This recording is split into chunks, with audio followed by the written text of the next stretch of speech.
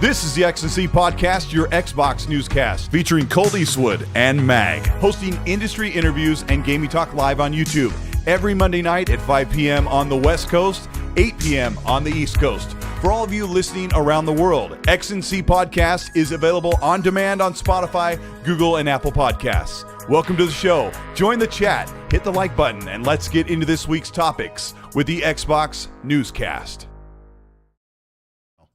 Welcome to the XC Podcast, episode 166. Welcome back to the show. If you're a weekly returning viewer, hey, we appreciate you. I'm here with my co-host, middle-aged game guy, the Toronto Raptor of sexiness and doom.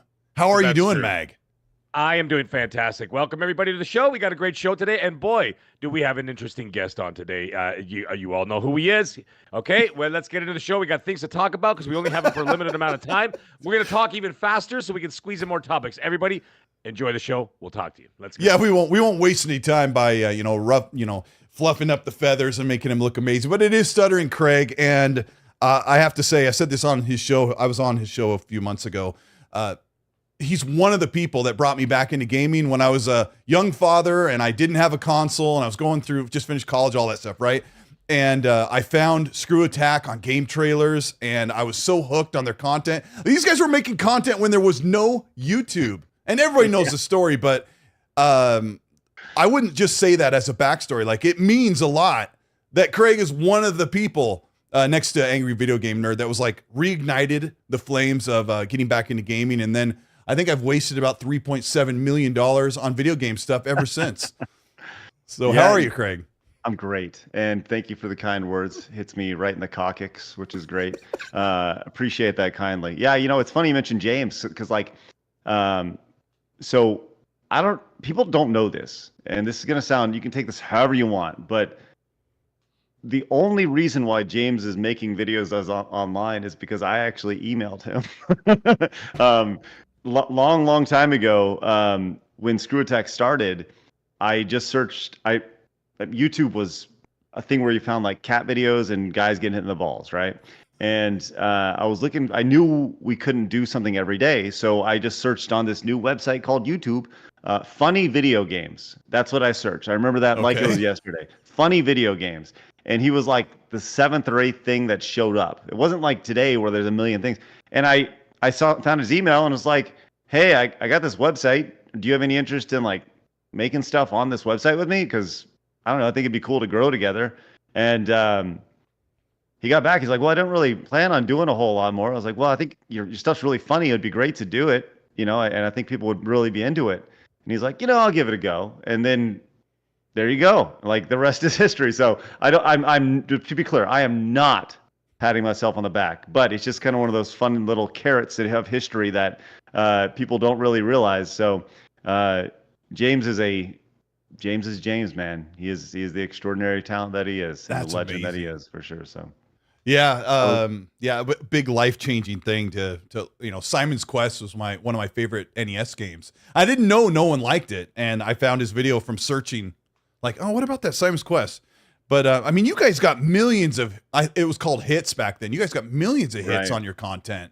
Like, were you like Feather Boa celebrity walking around the town back in 05, 06 or whatever it was? No. Nobody knew what the internet was then. No, it was pretty funny because, we were, I would say that we were probably at the top of our game, probably 2009, 2010, 2011 or so, right? From the Screw Attack perspective.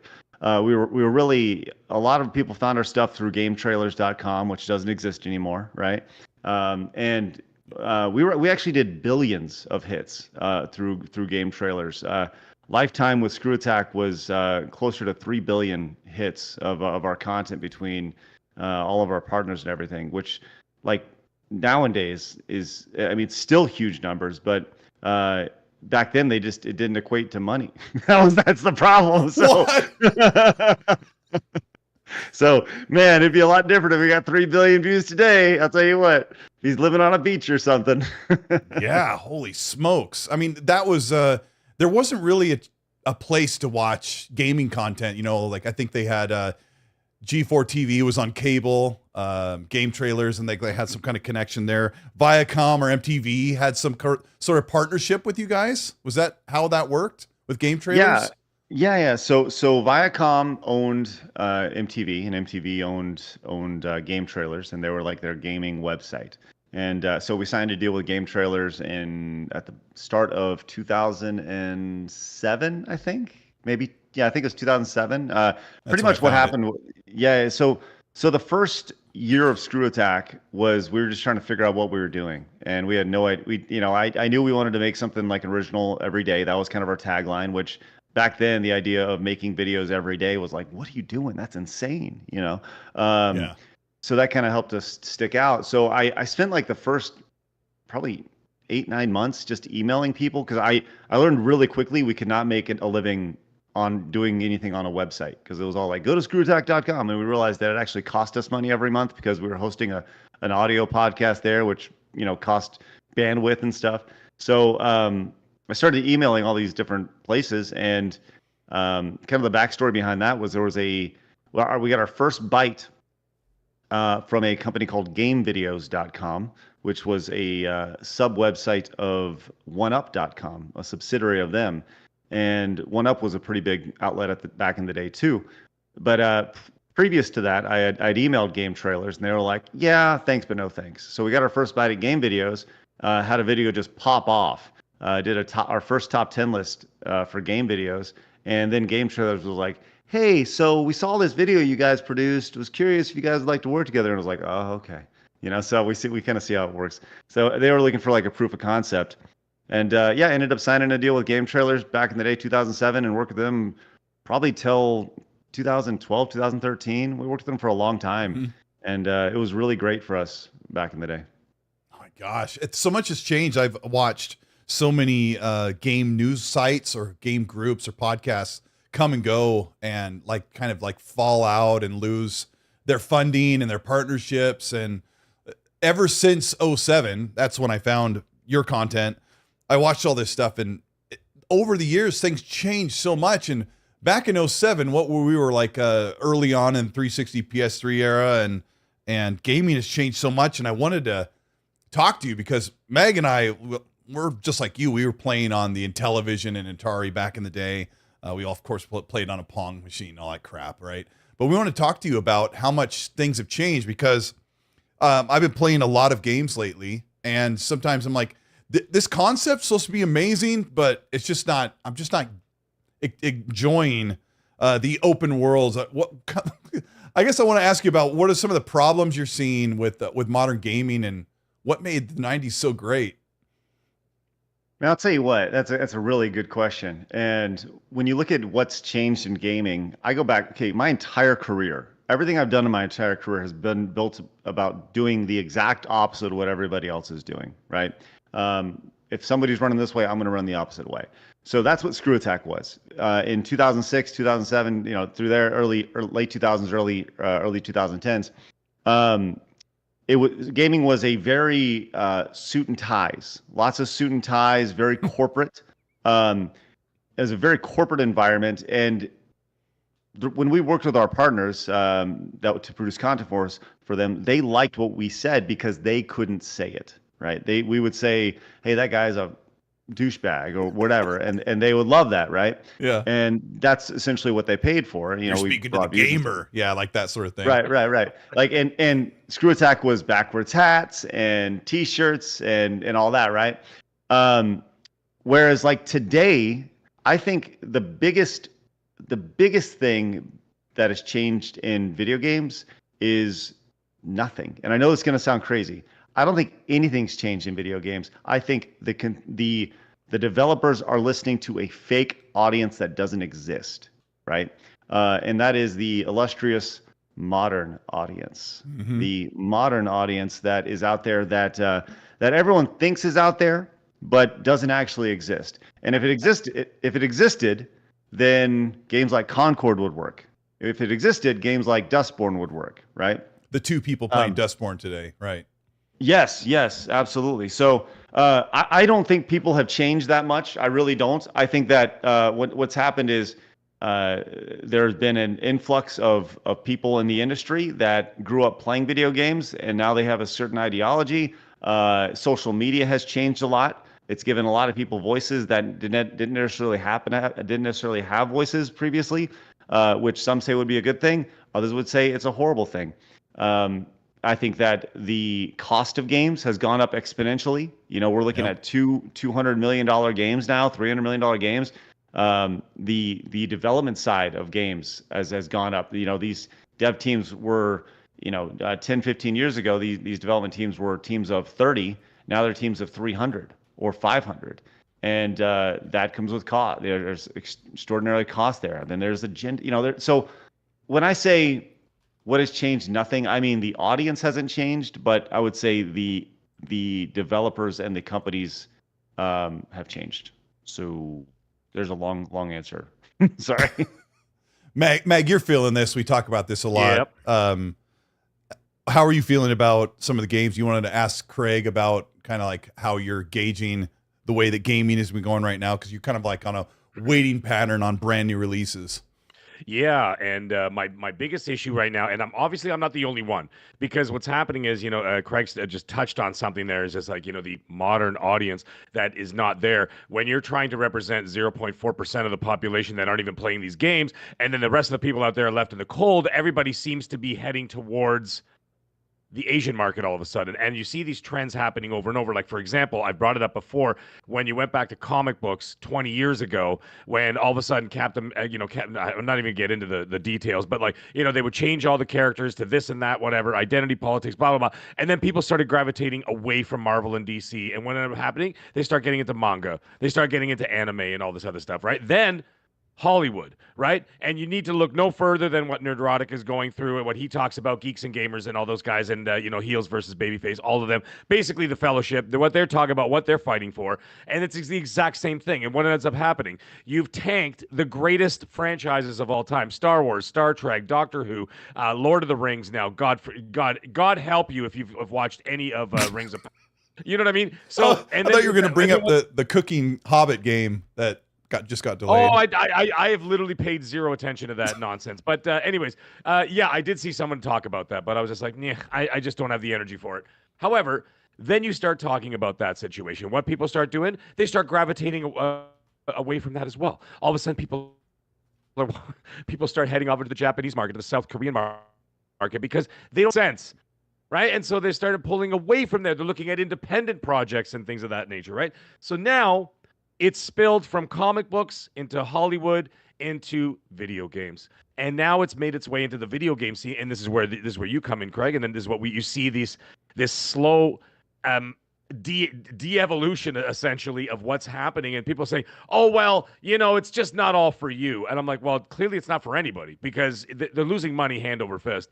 Right. Hundreds of millions of dollars, billions of dollars are being lost because you've lost the audience. You forgot about the great unspoken. You forgot about the vast silent majority that are out there that are no longer supporting it. This year, for example, is a prime example. 2024, what were the biggest games of the year minus Helldivers 2?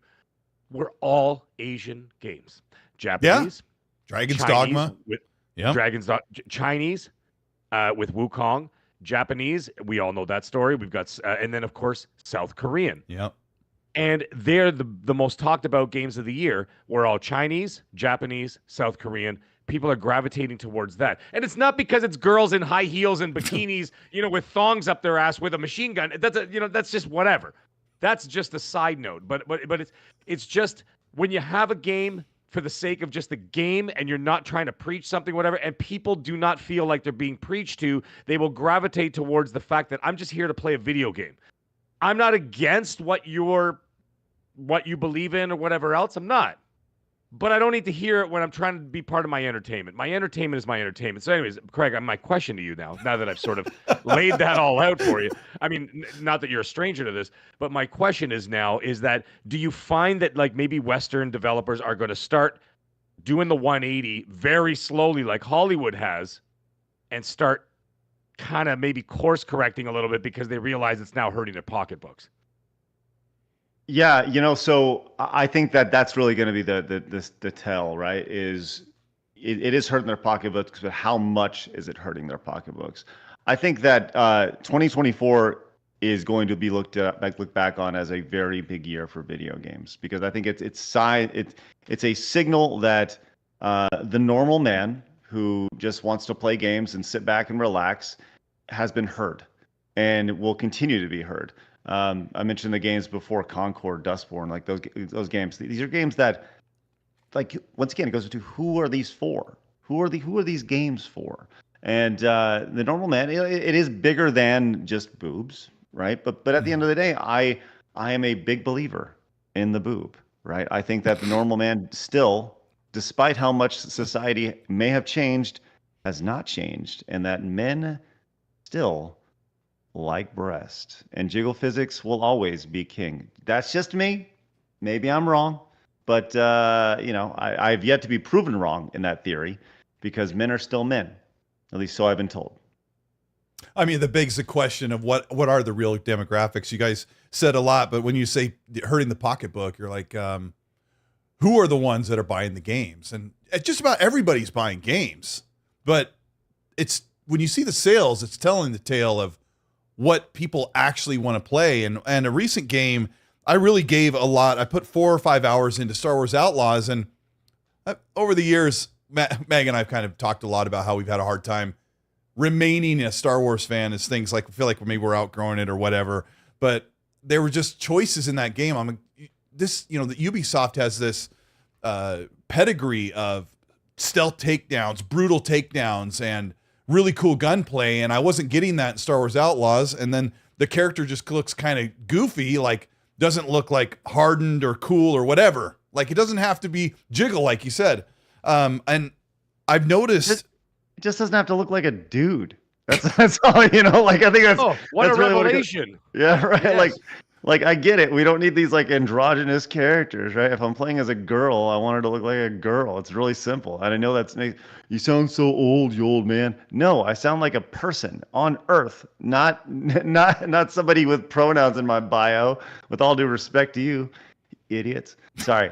Tell you how you really feel, Craig. There you go. I by the way, just total side note. I just want to tell this story, if you don't mind. I've said many times that I will not hire anybody that includes that has pronouns in their resume or in their bio at all. Like that just, I can't do it.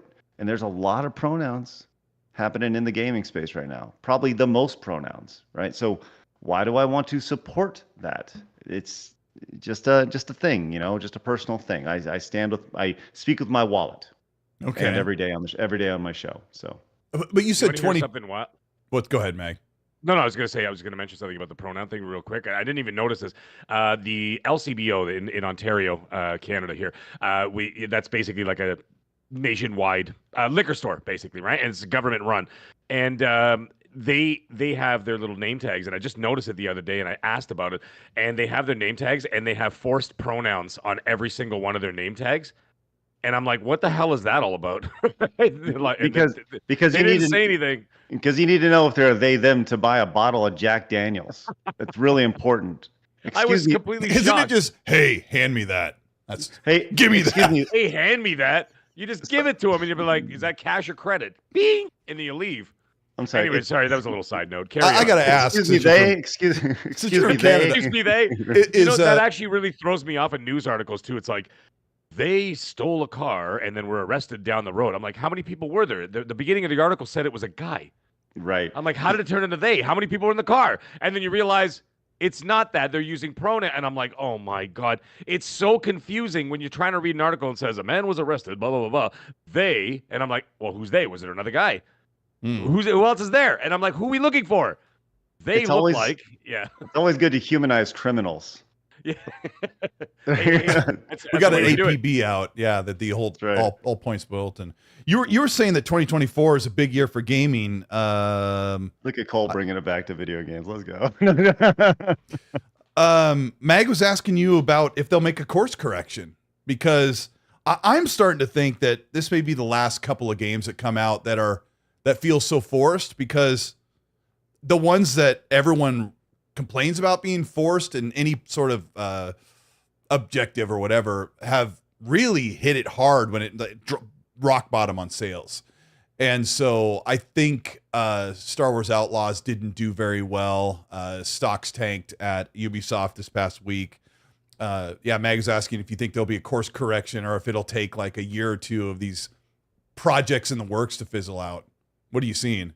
Yeah, so I think that games that are happening right now, we've already started to see some correction with this in media, right? But I think it's going to take some time. It'll definitely be a couple of years before we're out of the woods for sure. But I do think that we're there because there's been a lot of money that's been sunk into a lot of projects that haven't been announced yet. And I think what you're seeing, and to be clear, Star Wars Outlaws, right? It failed because it was a boring game, right? Or it underperformed because it was a boring game. Like it underwhelmed people. People had high expectations and it underwhelmed. It didn't help that the marketing behind it was like they spent a ton of money on marketing and they didn't see a return on it, right? But I think it'll be a couple of years before we see a correction for sure. But I do think that 2024, and when you look at games in 2026, 2027, they're going to look back and be like, why is this game like this? Well, it's because of the decisions that were made in 2024. Because these games take a long time to develop. Yeah. And that's why Hollywood, for example, another reason why Hollywood is taking so long. It's not because they're dragging their feet. It's because things have been in motion for years. I mean, they don't happen overnight. It's not like you could just walk into a movie as it's already into post-production, be like, change everything. We got to go to non-woke. Let's go. Like, it's done. The movie's done. You're going to have to take that and just, you know what I mean, and move forward. And it takes anywhere from 2 to 4 years from concept to final product, even for a film. And then a video game, even longer from concept to final product, right? You're looking at anywhere from 5 to 6 years, maybe even 7 years. In Concord's case, 8 years. But you know what I mean? It's just like it takes a long time for these things to happen. So yes, it will happen, but you can't ignore, and it can't be ignored that the highlights of this year have all been people gravitating away from those Western developers. Call of Duty is going to be Call of Duty. That's always going to be. Yep. It's just going to do what it's going to do.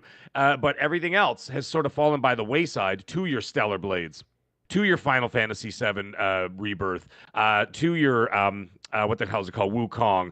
What else was there? There's a couple of other ones in there. I just can't. Yeah. Oh, and Astrobot. Let's not forget Astrobot as well. And then people are gravitating towards those games and sort of moving away and from the Western developers. And then even the indie scene is actually picked up a little bit. I found out, I've been finding a lot of people who are into the indie scene and watching some of their content are saying that the indie scene is picked up, very similar to the comic book industry, where people started going off the beaten path and started going into the indie comics because they were finding stuff that they were gravitating towards the product that they were able to identify with or just enjoy as a product as opposed to being preached to. So the gaming sector, luckily, those other two facets of entertainment have already been hit so hard by the culture wars, so to speak, is that the video game industry, they're not really letting it take off.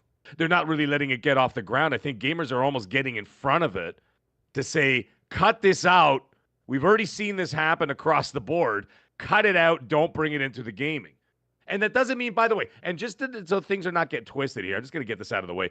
It doesn't mean just because there's a woman in a game or, there's for example, this was a misconception here, like Tales of Kenzera. Okay. Mm-hmm.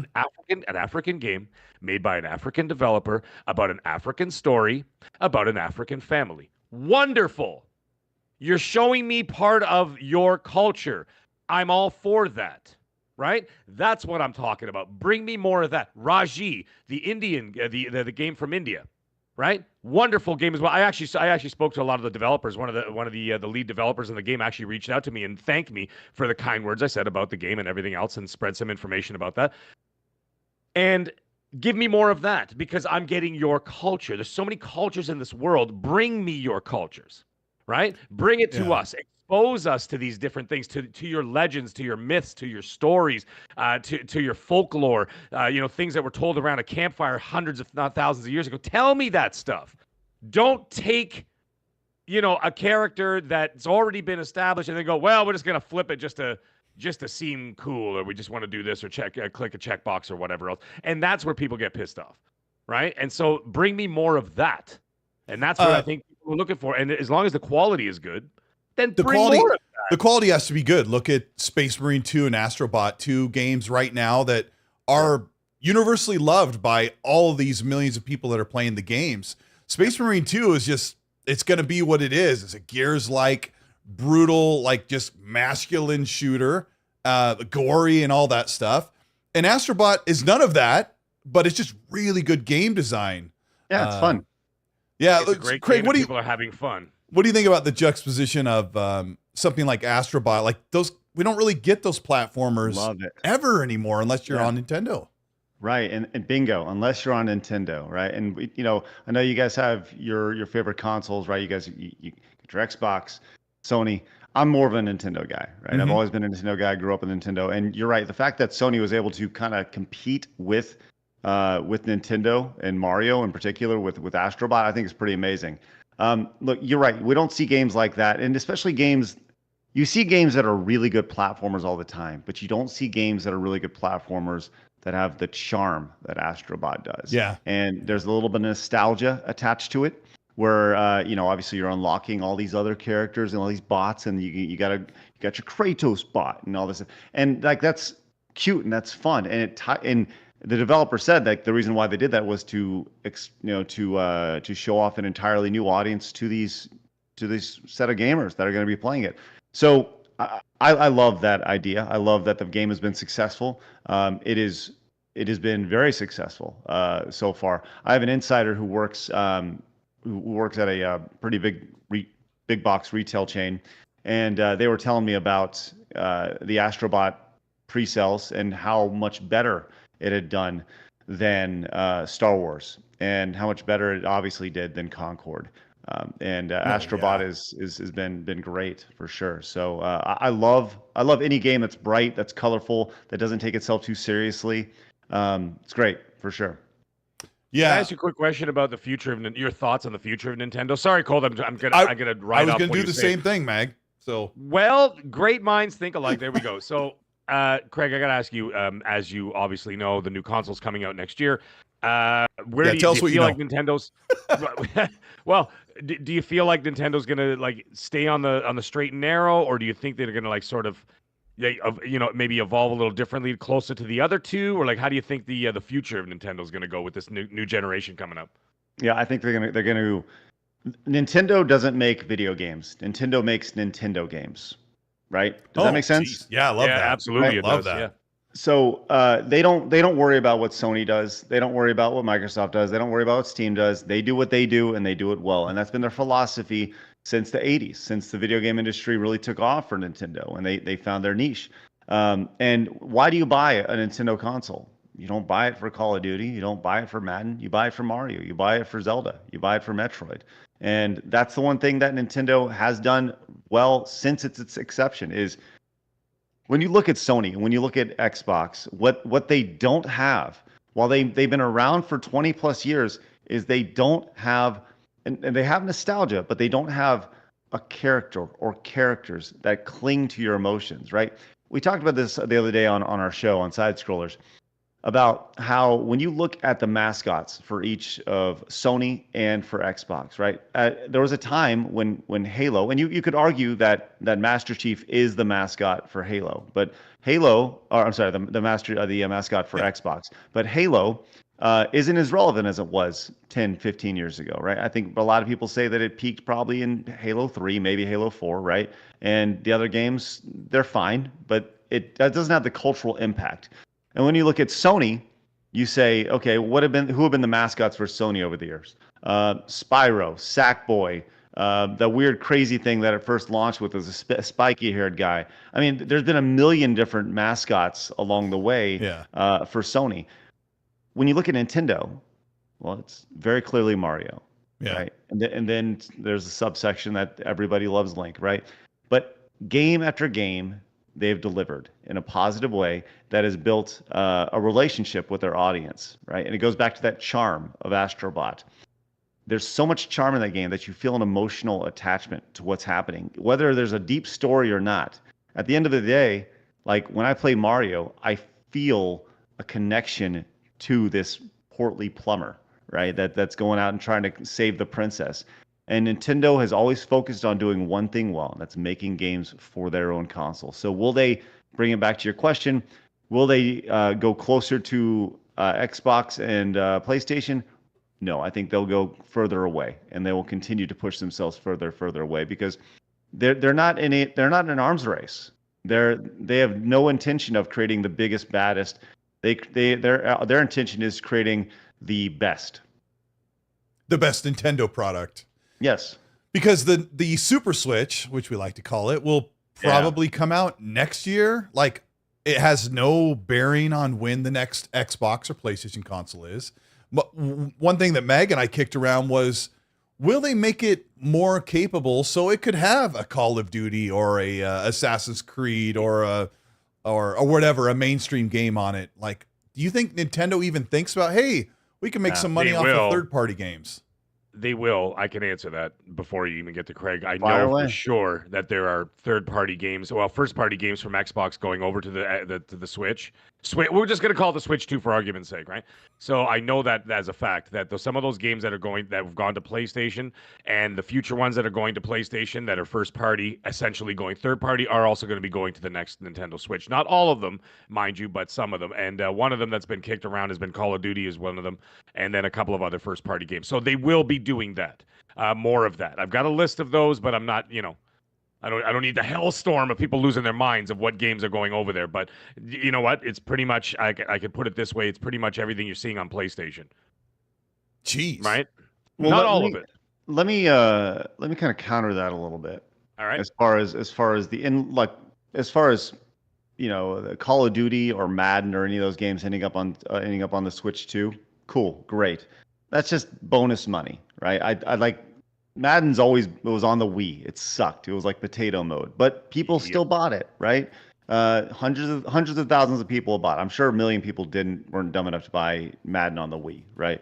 But kind of furthering my point, the top 25 games that were sold for the Switch are all Nintendo games. Sure, yeah. Mario Kart 8 Deluxe, Animal Crossing, Smash Brothers, Zelda, Mario Odyssey, Pokemon, Mario Party. You go down the list, you have to get to literally number 26, which is a game I've never heard of. It's just called to get to a multi-plat. A game that was developed and published by a company called Aladdin X. I don't know, never even heard of it before. But after that, then Minecraft at number 28. Wow, that's incredible. It was so far down the list.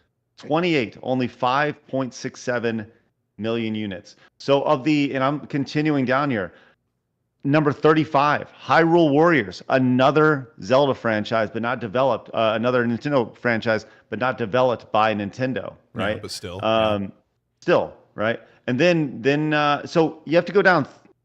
So 32 of the top 35 are developed by Nintendo or published by Nintendo in some way, shape, or form through their companies. They're all featuring Nintendo products, furthering the point of, like, it doesn't matter what Sony's doing. It doesn't matter what Xbox is doing. No. Right, so. No. I'm just curious. I would even be curious to see how Hogwarts Legacy did on the Switch, because that did release at almost a year later. They ended up releasing it on the Switch, and I mean, there must be some metric that they're measuring and saying, okay, you know what, if we can weigh the amount of sales against the development time to port it over to the Switch, is it worth it? I'm assuming that at that point Warner Brothers probably looked at it and said, you know what, it's worth it just to even scratch a few extra dollars or a few extra sales out of it. But they clearly must have done something, or at least the other companies at least think maybe it's even just worthwhile, even just to squeak out 500,000 copies would be worth their while. I don't know. I'm just, like, for me, it doesn't make a difference. I'm not buying anything on Switch or Nintendo except for Nintendo. That's it. Right. All my games for my Switch are just Nintendo first party. I think a lot of that comes. Yeah. I'm sorry. I think a lot of that comes with. Really, this comes down to relationships, right? Will Call of Duty appear on the Switch too? Probably, because Activision wants to be on good terms with Nintendo, right? Nintendo goes, why do you make these games but not put them on our console? And they go, oh, okay. So they invest a few $1 million to further that relationship, right? They used to get bespoke versions of Call of Duty on the Wii. They were a totally different version. I actually never saw them back in the day, but they're pared down, and then some. I think you could use the Wiimote or whatever, but that was 15 plus years ago. It was, yes. And let me tell you this right now: those games, those Call of Duty games on the Wii, they were bad. They were very, very bad. They were very, very bad. You didn't enjoy playing games at 3 frames per second? Man, It looked like you were like strobe light dancing in a club. They're like a totally different game. I think I don't even think they. I don't know. I don't remember. I didn't actually look into it, but I always heard that it wasn't like supposed to be a like for like thing at all. But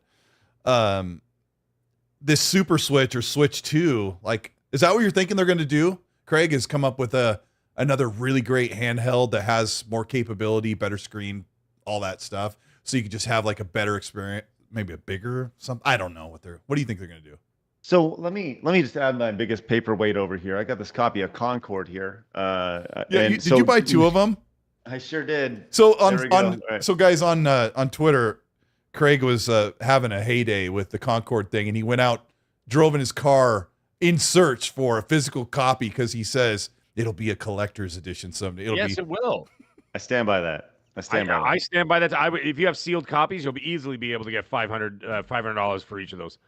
Someone will buy them. If I'm not rich. more, Let's go. Further down the road, might be worth $1,000. So here's what I think. I saw this the other day, and I think this makes a lot of sense, right? When you play your Switch, and I was going to use my copy of Concord, but you really got me freaked out about this, Mag. So like I don't want to mess up the shrink wrap on it. Okay, so when you play your Switch, you're playing it here, right? And you got your screen that's in the middle. I think something that could be really cool, and we see with the Switch, they have the it's not the Switch Marketplace. What's it called? Nintendo Switch Online, right? Where you have the different previous virtual consoles of each, the Nintendo, Super Nintendo, et cetera, et cetera, et cetera.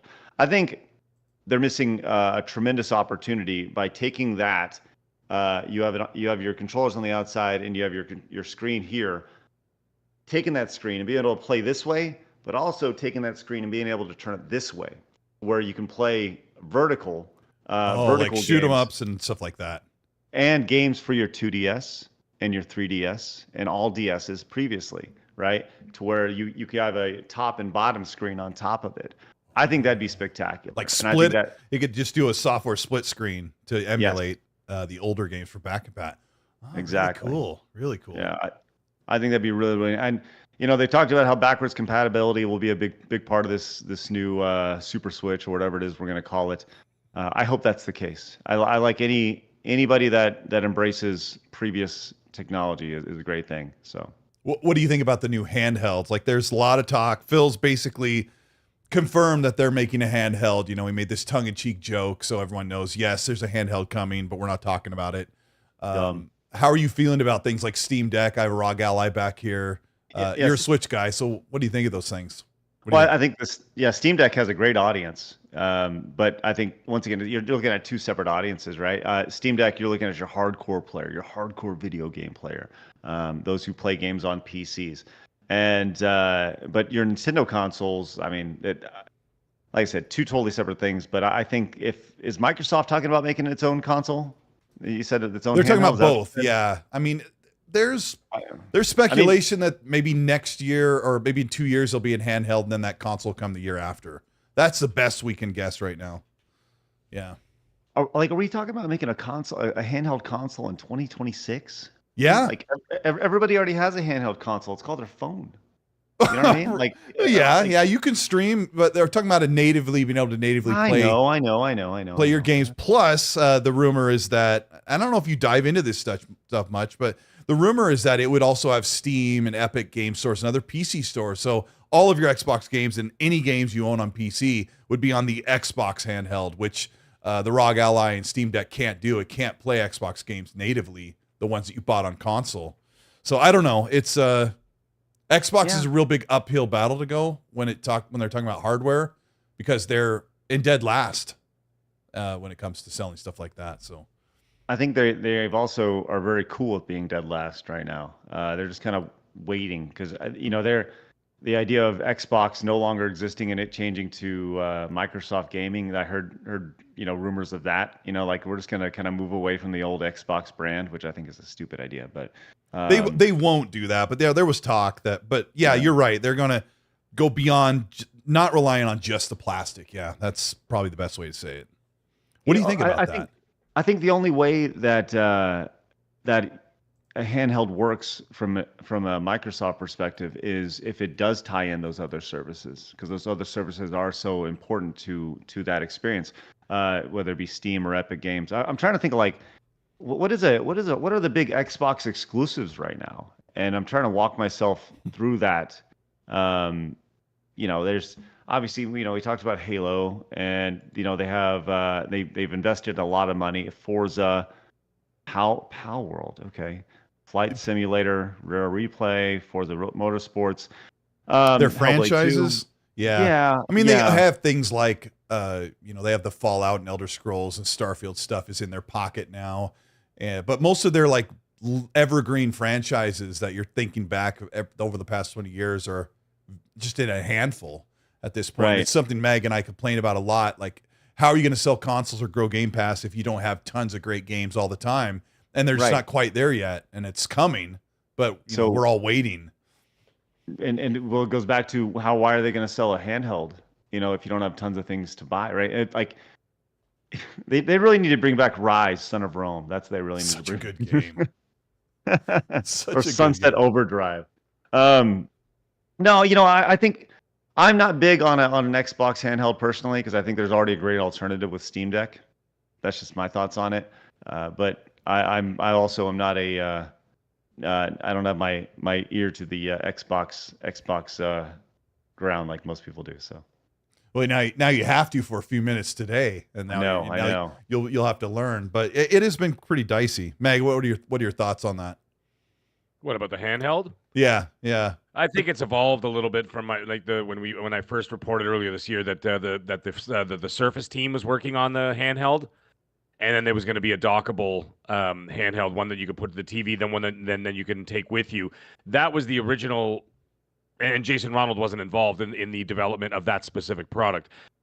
That, I'm not 100% sure anymore what's going on, because I think maybe that was an idea, or maybe that was something that was already in R&D, and then what ends up happening is that at that point, that's when they're saying, you know what, why even bother? Why don't we go with a ROG Ally or a Steam Deck or whatever, right? And then of course Sony's doing the same thing. Apparently Sony's working on a dedicated handheld as well to combat with whatever Xbox has got going on. So I could actually see them leaning towards that, but then you've got all these people, but you got to see how the PS5 Pro sells. And the reason I'm bringing that up, I know it seems like I'm bringing that up out of the blue, but I'm really not. I'm bringing that up specifically because the quote unquote outrage about the sticker shock of the $700 price tag, $700 US price tag. If people buy that in droves, which they will, but if it exceeds expectations, that's when Microsoft can look at that and say, you know what, people were buying it for $700 for this, that, and the other. People still buying Steam Deck for $600, $700 for like those premium ones with the with the larger hard drives. If they're willing to do that, then they can move forward with their pricing and just say, you know what, let's just go for it and see what happens. But they're also going to have to back it up with software that's going to be able to be compelling enough for people to buy into the ecosystem and be able to do that. Because if you've already got a series console in your house, it's a big ask to go anywhere from $500 to $700 for a handheld for something you could actually just play on your TV, right? And it's an even bigger ask to get people to pay $500 to $700 if they're not in the ecosystem to get in there unless you have compelling software. So it's going to be interesting to see how this all plays out. But I think a lot of this hinges on the PS5 Pro and how it sells. And then the other companies are going to react to that sales price, first of all, and they're going to react to how the consumer base reacts to that. And that's going to be very telling what's going to happen, not only for the next generation of consoles, it's also going to be very telling what's going to happen with these dedicated handhelds in a couple of years. You make a really good point because Xbox is not really good at marketing what they have, Craig. And we were talking about, like, when I bring the idea of a handheld, you're like, how are they going to sell that? Like, they have all these opportunities to say all these games, all these ways you can play and a value proposition. This will be my last question. We told Craig we'd have him here for the first hour of the show, so this will be the last one we'll bother him with. I want to talk to you about The No 700. What's that? No bother. Are you kidding me? We were talking before the show, and I'm like, I've been on lots of podcasts. Sometimes you stay so long, you're like, I need food. I have to go to the bathroom. Sometimes Mag leaves in the middle of the show to use the bathroom. I want to ask you about the price point because, like Mag said, PS5 Pro is set at $700, no disk drive, no stand. Who cares? What do you think the price point is going to be moving forward for those consoles and PlayStation, Xbox? You can even add what you think Nintendo will put the price at, and are they overreaching? How you feeling about that? So I think more than the price of it being 700, 800, 900, whatever, it is. It's 700. I get it. The disk drive. More than the price, it sets a precedent, and it says, hey, people are willing to pay for this. And I know the disk drives are selling out, and people are making, that shows there's a lot of demand. No, it shows there's a lot of scalpers. That's what it shows, because they're going to be in limited demand, right? Yeah. I think that there will be people. Look, it doesn't matter what we think here, right? What matters is what my wife thinks, because my wife. And let me tell you why. Because my wife's the one who's going to go $700 for a Nintendo. Yeah. She's going. That's like a week of groceries. Sorry, just kidding. No, That's she's a like trip. That's a weekend trip. Right. That's somewhere nice. $700, right? Because that's really where this, that's a big purchase. So you have to go past the hardcore gamer and go to the consumer. Like, will a mom be willing to buy a $700 console for their 16-year-old son? Right. So that's really what it comes down to. Now, I do think that there's a big, like I said, people are buying them. At least the initial reports of that are the disk drive aspect of things. I'll be interested to see, especially with the idea of the core PlayStation 5 Pro being only digital, how people will react to that. To the second part of your question about Nintendo, with the Switch 2, I think there was reports that it's going to be listed at 400, two different models, one at 400, one at 500. I'm really kind of over the idea of the mid console generation update. That's just me, but and there was also talks of, why did Sony price it at 700? They priced it because they could price it at 700. Absolutely. So it's weird when you say the Nintendo console. Sorry, I gotta. You like made my eyes pop out. My little beady eyes pop out of my head. That when you say the next Switch could be 400 up to 500, and you can get one right now for 100. The Switch Lite's still $199, isn't it? Yeah. It's crazy. And yes. while you're both talking, I'm thinking, I feel like when consoles are at the 400, $399, and the $499 price point, it was a saleable thing to your wife, right? Hey, I really want this next Xbox. It's only $500, and it was like, it was right at the edge of the I'm not going to throw my shoe at you. That 700 seems like it's way overreaching. It's like I said, it's a test. And what's going to happen is if Sony sells well, if they sell 10 million units, they're forecasted to sell 13 million, right? If they sell that 13 million units of the PlayStation 5 Pro, then the next time they go around, you bought the $700 version, and this one's more powerful. I'm just going to throw it out there, And so by the time the PlayStation 6 rolls around, all of a sudden it's $899, and the games are $90 or $100, $99.99. You're going, what the hell happened? What the hell happened? So yes, it's a test more than anything else, and so far the test appears to be working. You made me think of two more quick questions. Yeah. It's probably going to be digital. I mean, we're thinking the next console's no disk drive, so there's a physical problem.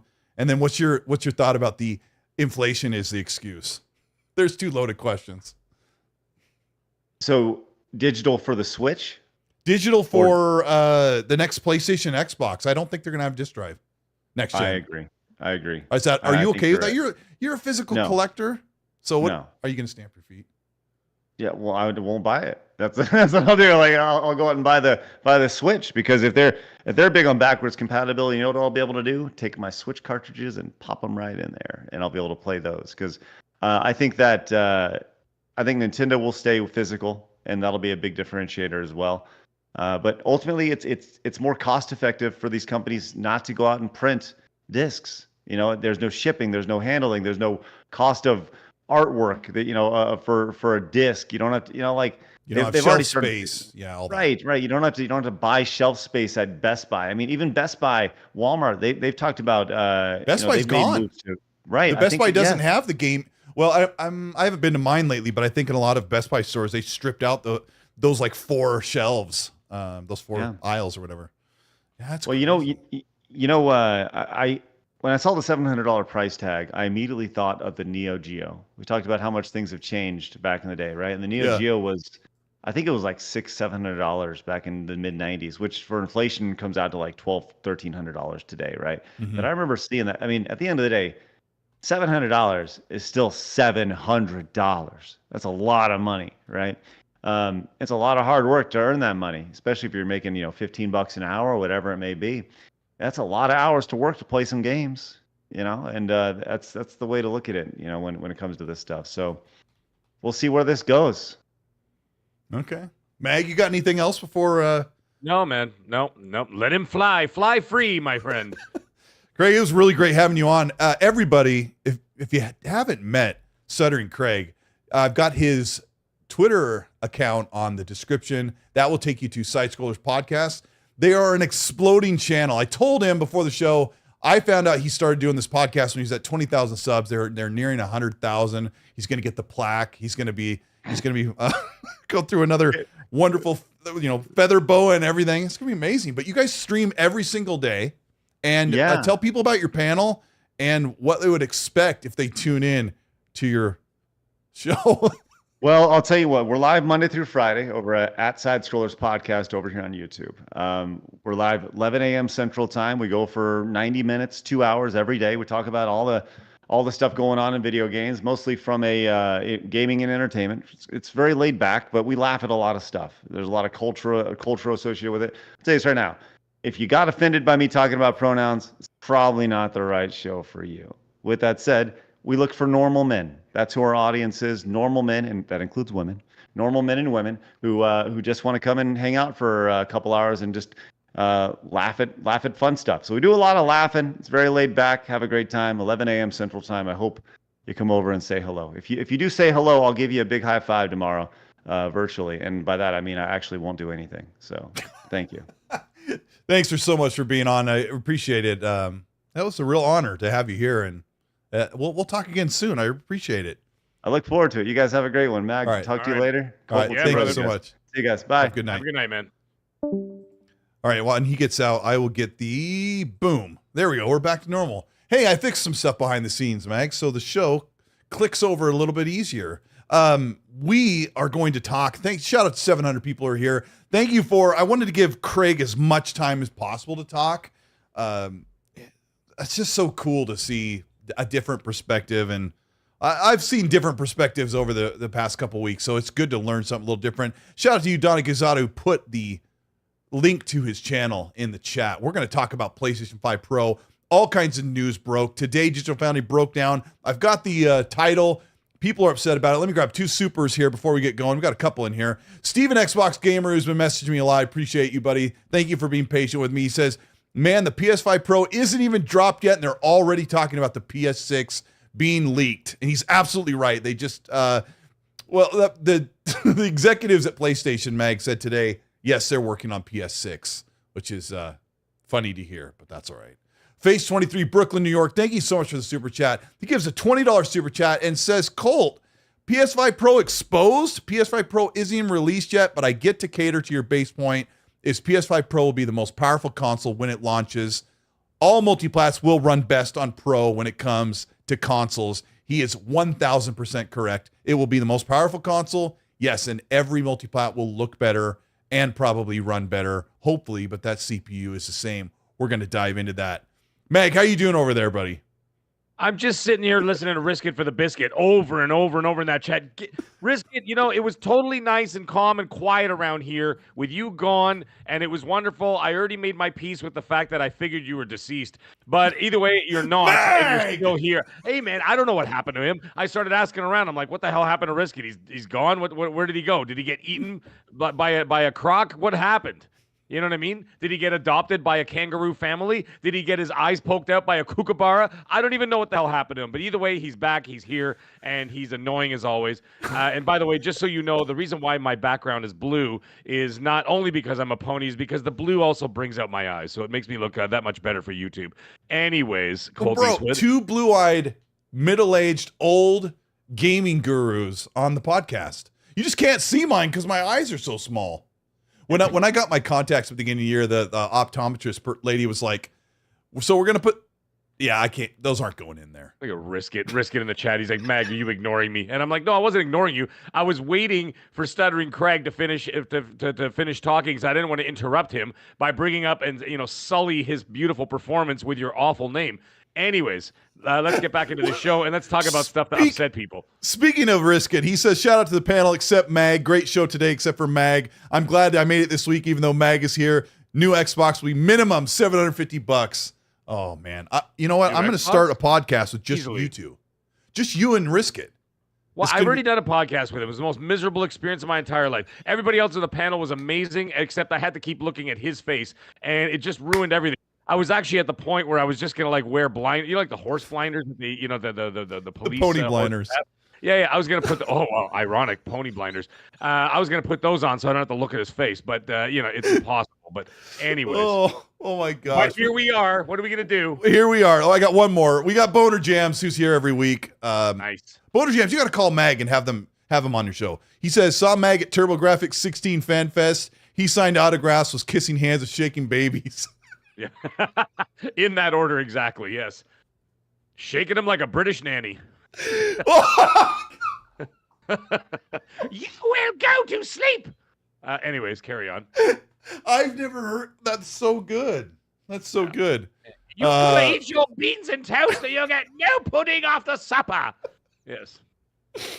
Oh, bro. Boner Jam says, what a treat. Good to see you, Colt. Hugs. Yeah, I appreciate you so much. iSiler18, thank you so much for the 5. Says, do you think Black Ops 6 not being on the main list of the Pro means anything? I'm sure it's basic Pro support of 8,500 games. What? Does PS5 Pro supposed to have 8,500 games supported? I don't. Listen, can I get this out of the way right now? Sure. I'm not believing anything that not that I'm not believing. I'm not listening to anything and all the rhetoric and all the nonsense, good or bad, about this bloody console until it's out in people's hands in the wild properly. Well, you've got a treat. You got a big storm coming. Let's get this out of the way then. Let's do this. Hold on. Let me send this text. I have changed my tune.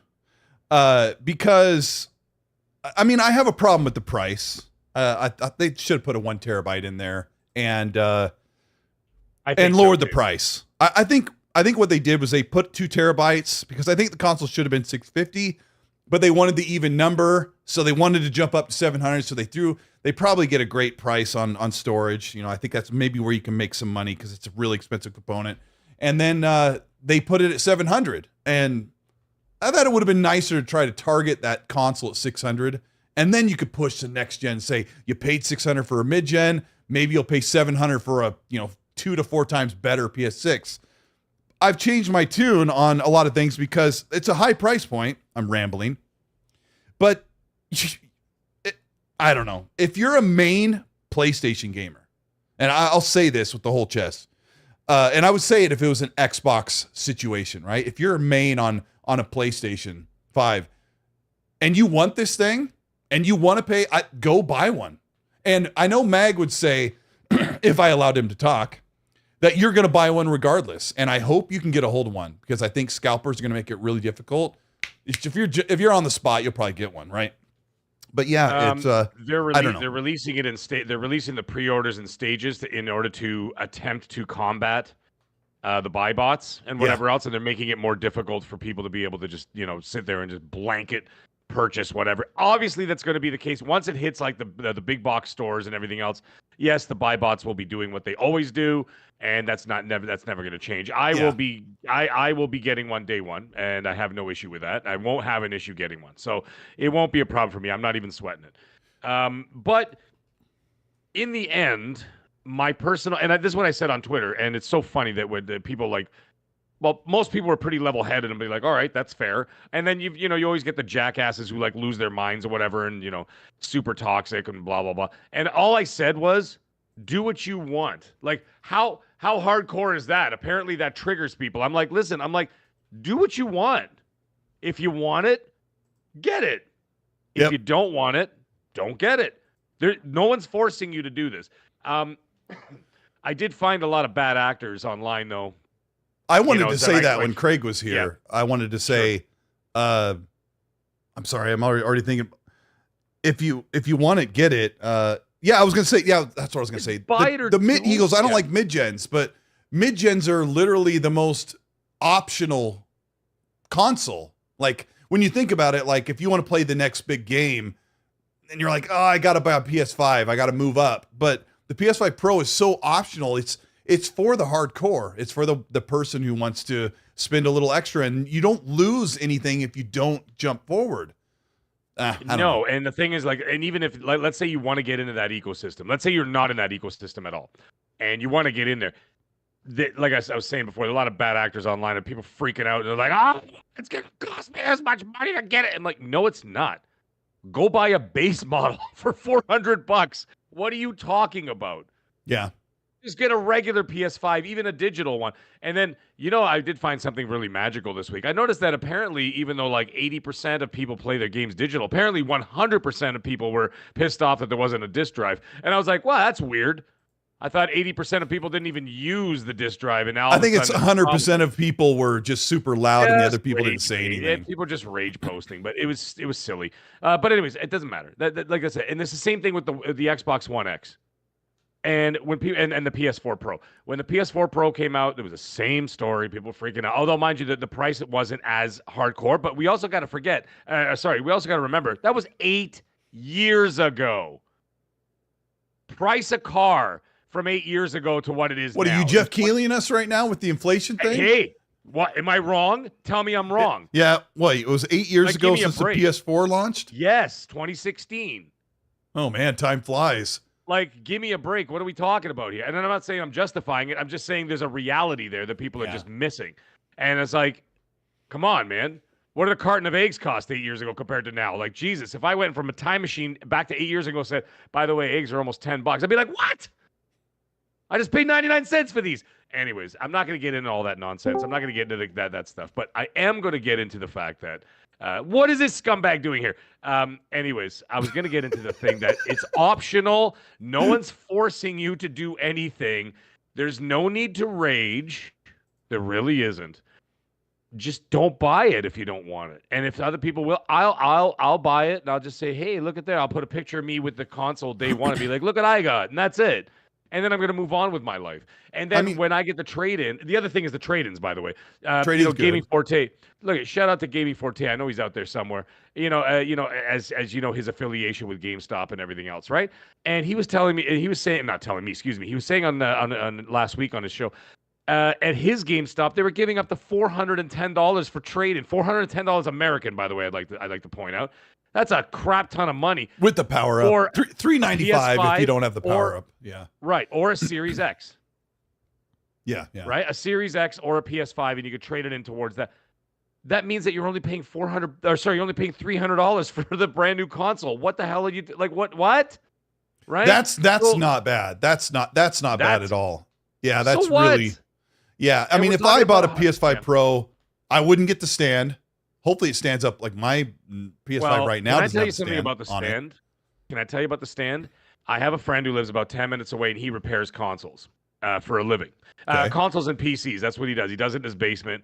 Massively successful business, off the grid, but boy, does this guy make cash. And you know what he told me after he fixed my PS5? Because I fried it when I took it up to a cottage because the electricity wasn't good up there, and there was a surge. There was a power surge, and it fried one of my PS5s. And he fixed the power source for me in like 3 seconds flat. He goes, here, I put a new power source in for you. And he said, by the way, stop standing it vertical. He goes, just don't do it. He says, keep it horizontal. Whatever. The whole liquid metal thing, like dripping with Yes, gravity. well, yes, exactly. And it's the gravity of it. And he said, actually, don't stand it up. He says, leave it horizontal. So for me, it was a no-brainer. Ever since then. Doesn't your doctor tell you that too, though? That's what Viagra's for. Fonz, can you unmute yourself on Discord? I think it's not on my side. I don't think. Yeah, it's on his side. Yeah, he's saying no, but he's been on here many times before, so I'm thinking it couldn't be me. Shout out to everybody. 700 people are watching the show. Really appreciate you being here. It's been a crazy week. I've got new content coming tomorrow morning.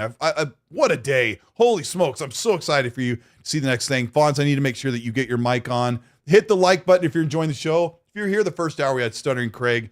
He was spicy, but it was a good discussion and very nostalgic. Very nostalgic. He's a very well-spoken young man. He is. Let me see. Oh, Fonz, say hi. Hello. There it is. He is. All right. There he is. How you doing, Fonz? Yeah. Doing fantastic. I want to say what's up to the chat out there because they're crispy. Always beautiful. Beautiful the chat is the people out best here. chat. Yeah, this chat is the best chat in the galaxy. There's just that one weird guy. That one weird guy. Risk it. That's the only You one. guys are Yeah, so. he's the only one. Did you guys Yeah. know that we're related? With you. Brisket and I are. What, you were both born in a Don't bear mention cave? that. What'd you say, Meg? I said you were both born in a bear cave? Because that's 100% where he Raw, raw. Let's get out of here. Raw, Xbox. Yeah. Yeah, no, this chat is awesome. And you know the great thing about this chat, and this is something that I've always loved in the last almost year and a half that I've been here, is that even if you disagree, everybody's cool.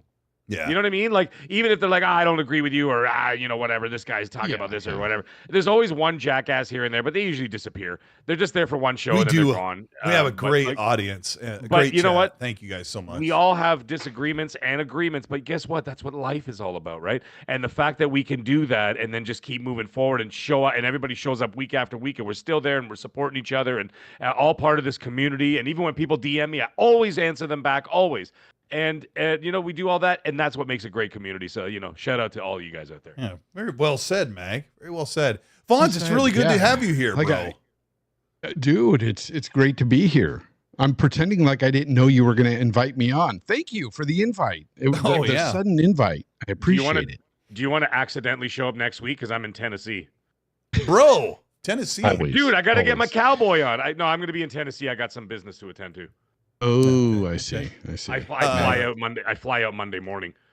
Mag. All right. I'll make note of that. I live day to day, and then I always forget. We'll miss you. We will miss you. Most people will miss you, Mag. Detective Seeds adds to the conversation. Here. I see you, buddy.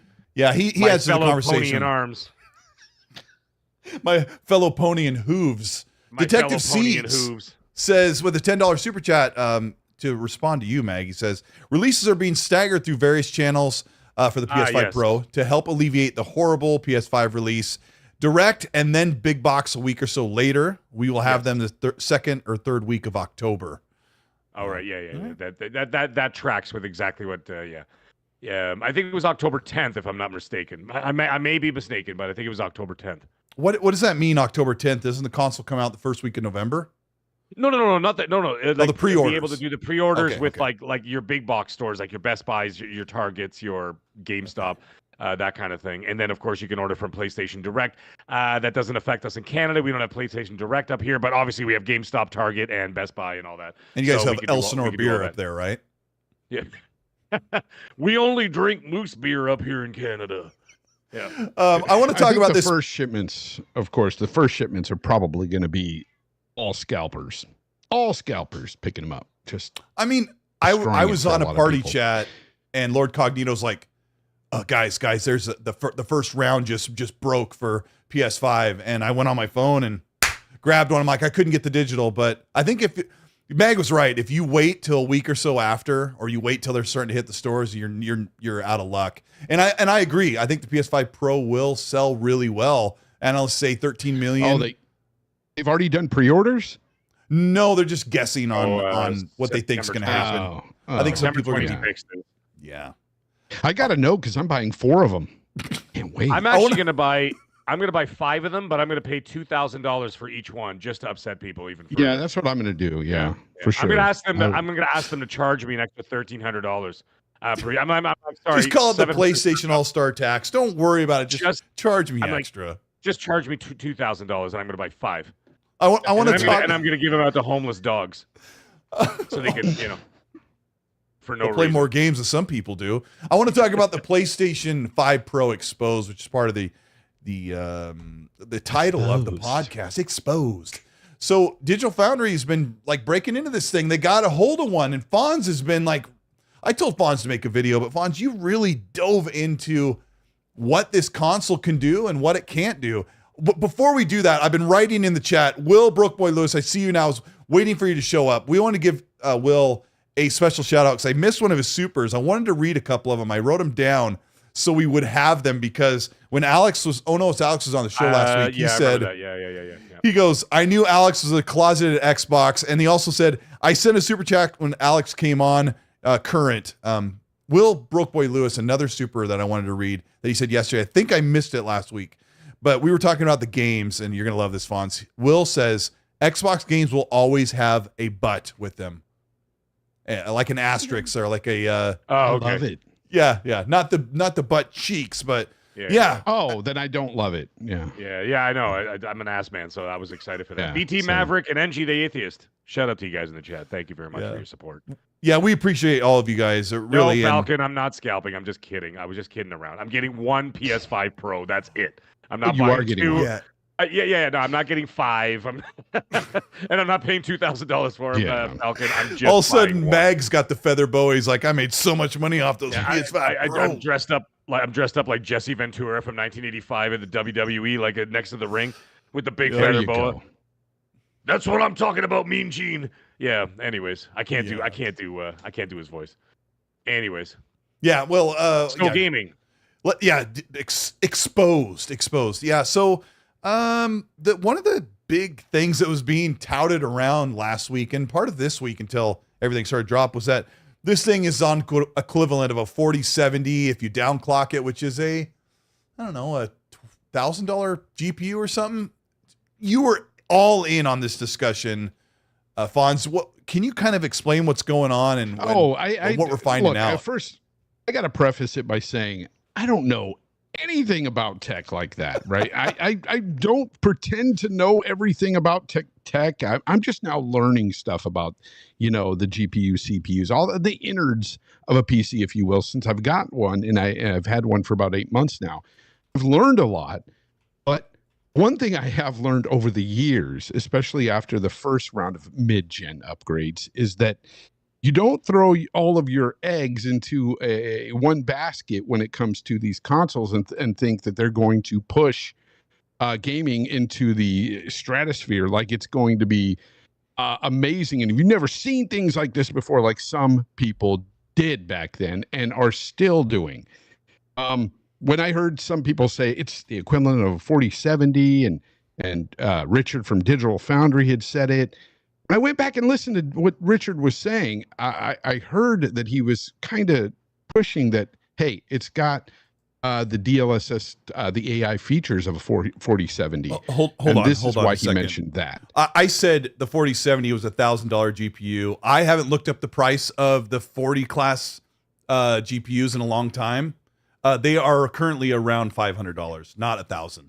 So I want to correct that. And thanks to who was in the chat that said no? Well, they said, "Oh, Colt," and so I looked it up.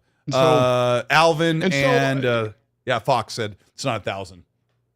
So so with the 4070 GPUs, if you look them up in comparison to the PS5s, they're about 60 to 70% more. They have more raw power than a PlayStation 5, a base model, and we know that this GPU is said to have 45% more. Per Mark Cerny anyway, more raw power than the base model PS5. So I was like, man, there's no way that's equivalent or the same.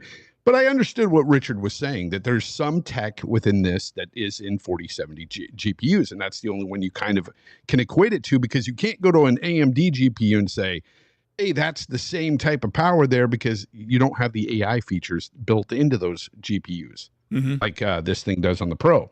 So raw equivalent power may be closer to a 6800.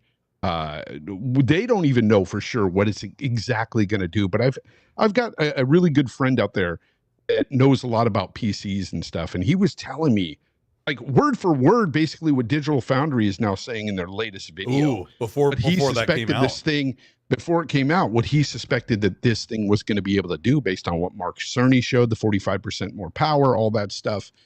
And he's pretty darn spot on with it. And so I was like, I'm going to trust you from now on, because you sound like you know what you're talking about. He's got the same CPU in this machine, so it's always going to be sort of that bottleneck. Not saying that the PS5 Pro isn't going to be a great console or the most powerful console out, because it will. Essentially, it will be, and it will provide some great looking graphics on a lot of games. It's going to be 60 frames on a lot of games. But what it will not do, as we heard today, is that it won't make every game 60 frames. And before we dive into that, it should just be known. Before we dive into that, I want to shoehorn in, Fonz, that where is it? Phase 23, Brooklyn, New York says, Colt, Digital Foundry does not have a PS5 Pro. They're analyzing the video presentation. Yes. John Linneman said something that you and I both thought he must have we were talking about this a couple days ago. John Linneman was talking like he had one. I'm like, are you sure? And the Rebirth comments when he was playing Final, or saying that Final because it's not on Rebirth PC. Looked better. We thought he was playing it. I thought he was too. Yeah, so it kind of we assumed it, but I think they're just getting bits and pieces of. I think games. they asked for. It was really early this morning. I think they asked for the native footage from Sony, because it sounded like they said with the compression on YouTube. So to me, I'm like, oh, maybe they got like the native footage like from Sony so they can analyze it properly. Yeah. But I was like, I can't imagine Sony saying that. But a lot of people would automatically assume, Mag, that I have like a certain standpoint about the PS5 Pro, and a lot has changed over the past couple days, especially when you talk about price per performance. Like, I think it's an expensive console, but it's for what it does. I don't know. It's for performance. We'll see 60 frames, but I wanted to say, I'm rambling. There's so much I want to say, and I'm glad to have you guys both here. People were mocking, including me, like we were just making jokes, but people were mocking that The Last of Us looked the same in the both. And after like watching this stuff over and over, I'm like, that was the whole point. They're telling you get fidelity at the performance level. So there are some games that are like PS4 designed games that have been, remastered, where you're getting that high quality look also at 60 frames. But what Alex Battaglia broke down today in the Digital Foundry video is you're not getting higher settings. You're just getting only higher pixel counts. Meg, are you okay with that? I have to see, like I said, once again, I'm not a tech guy. I've never been a tech guy. That's what Fonz is here for. That's what you're here for. I'm just going to. I'm not the tech guy. Well, I mean, you're still more in tune with it than I am. But I mean, in the end of the day, it's all going to come down to when they have the consoles in their hands. Yeah, and they're able to put it through its paces properly. I'm not going to say a goddamn word about it until it's in their hands. Like, I could stare at a video and say, I could see a zit on Fonz's nose, and he's like, that's not a zit, dude. That's just like fluff on your screen. I'm like, oh, okay, cool. Like, you know what I'm saying? Or whatever.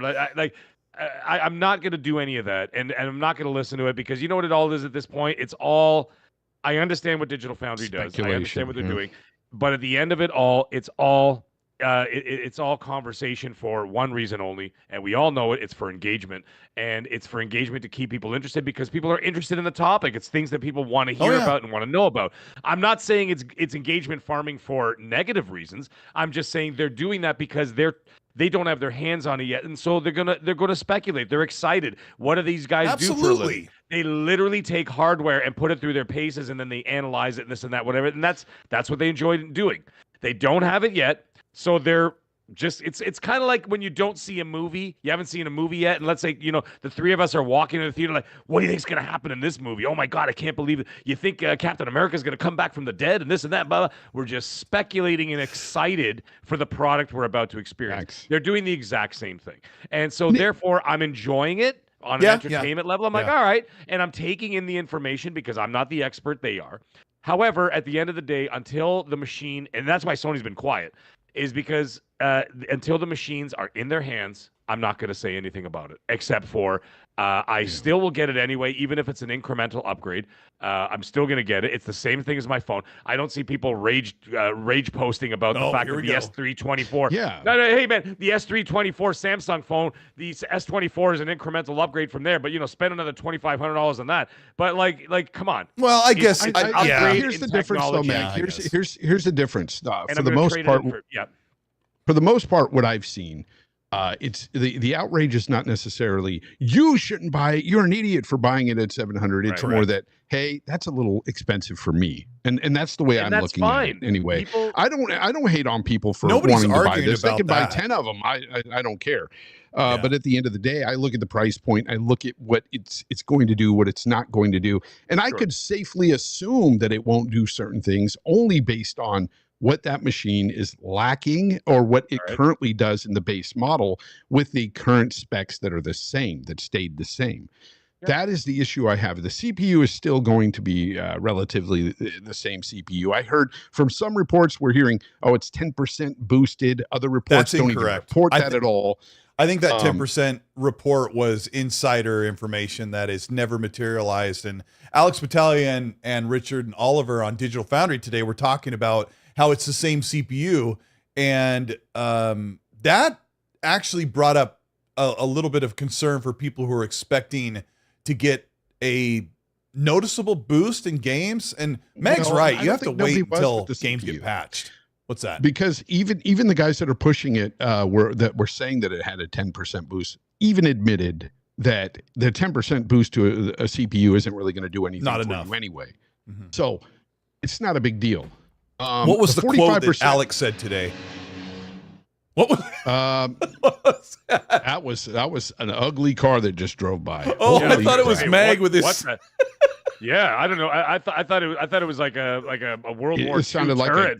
It sounded like Mad Max Fury Road.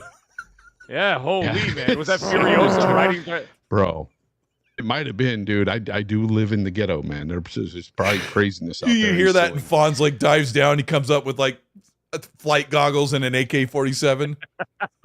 No, but it's crazy. So what Alex Battaglia said, it really spoke to me and how I feel about why I'm not purchasing it. I mean, number one, he said, if you're buying this console because you expect every game at 60 frames, don't buy it. This is not the console for you because that's not something you should expect with this console. This is not what Sony is trying to do with this console. And then he further explained what they are trying to do, which is give it a better resolution in the performance modes. We already know these games to already have 60 frames, and to push ray tracing and things like that I don't personally really care for. And this is what I'm asking people when they're coming to me saying, "Oh, but you're going to want it for GTA 6." And I'm like, "Okay, first of all, is GTA 6 going to be 30 frames or 60 frames? If it's going to be 30, even on the Pro, there's no reason to really want to play this on the Pro unless you want the extra bells and whistles with ray tracing and stuff. And that's fine if you're that type of guy. You want to see all that in the game." I got to say, from what I heard today from Digital Foundry, and they're, like Meg said, they're only basing it off of what they can do by zooming in and slowing down and looking at things. Yeah. It doesn't sound like this thing is, Alex said, if you want path tracing, don't get a PS5 Pro. Yeah, I mean, anybody could say that. I mean, path tracing is so expensive. I will stand here and tell you, he uses the word expensive a lot when he talks about the budget of rendering. I would sit right here and tell you, I've got a, what was it? What do we say it is now, Fonz? My $3,000 PC, 4080 Super. I've got 64 gigs of RAM in it.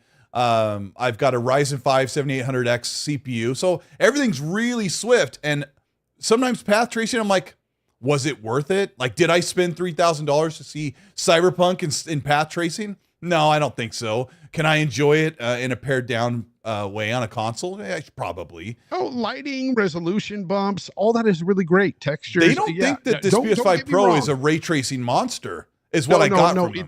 It's not, but I'm just talking solely about your computer. That's great that it looks like that and all. But as I told you on the phone earlier, we were spoiled.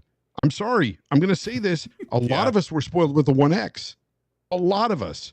And the reason being is because the One X, in my opinion, was a bigger jump at that time than this PS5 to PS5 Pro. It was a bigger jump than me going in even to my 4090 when it comes to just seeing these graphics going from 900p to 4K to freaking better textures and everything.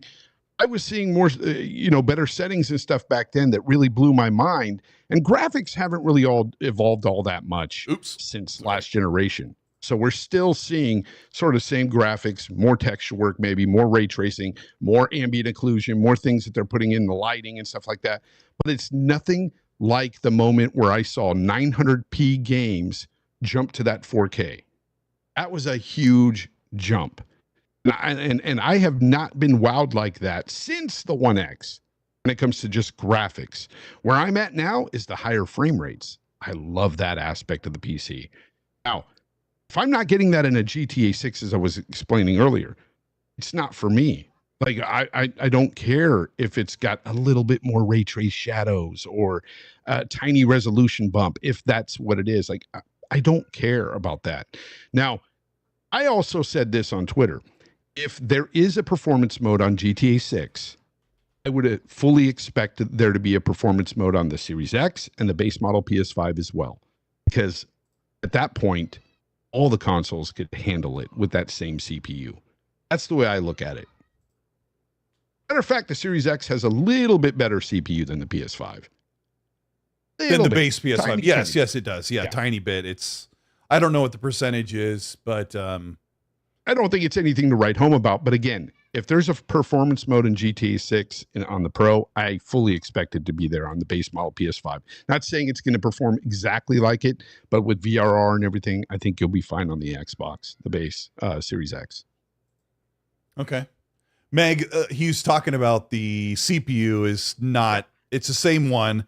Alex Battaglia said that he suspects they use the same CPU. They didn't upgrade it because of compatibility. And I think he means with PS4 games that are compatible on your PS5. That was one of the requirements, is that they had to have they had to stay at a certain frequency or something like that in order for PS4 games to run on PS5, which is just how it works. But well, it makes sense considering half the for both consoles, half the generation has been cross generation, right? It's been a bridge. You know what I mean? So like, why close off the market, right? Why close off that market and all of a sudden like, okay, well now I can't play this. It just came out 4 years ago or whatever. So I could see that happening. That's where I find that like Nintendo that they tend to get in a little bit into those murky waters with that. Like for example, like I noticed a lot of games I bought for the Switch were actually Wii U games.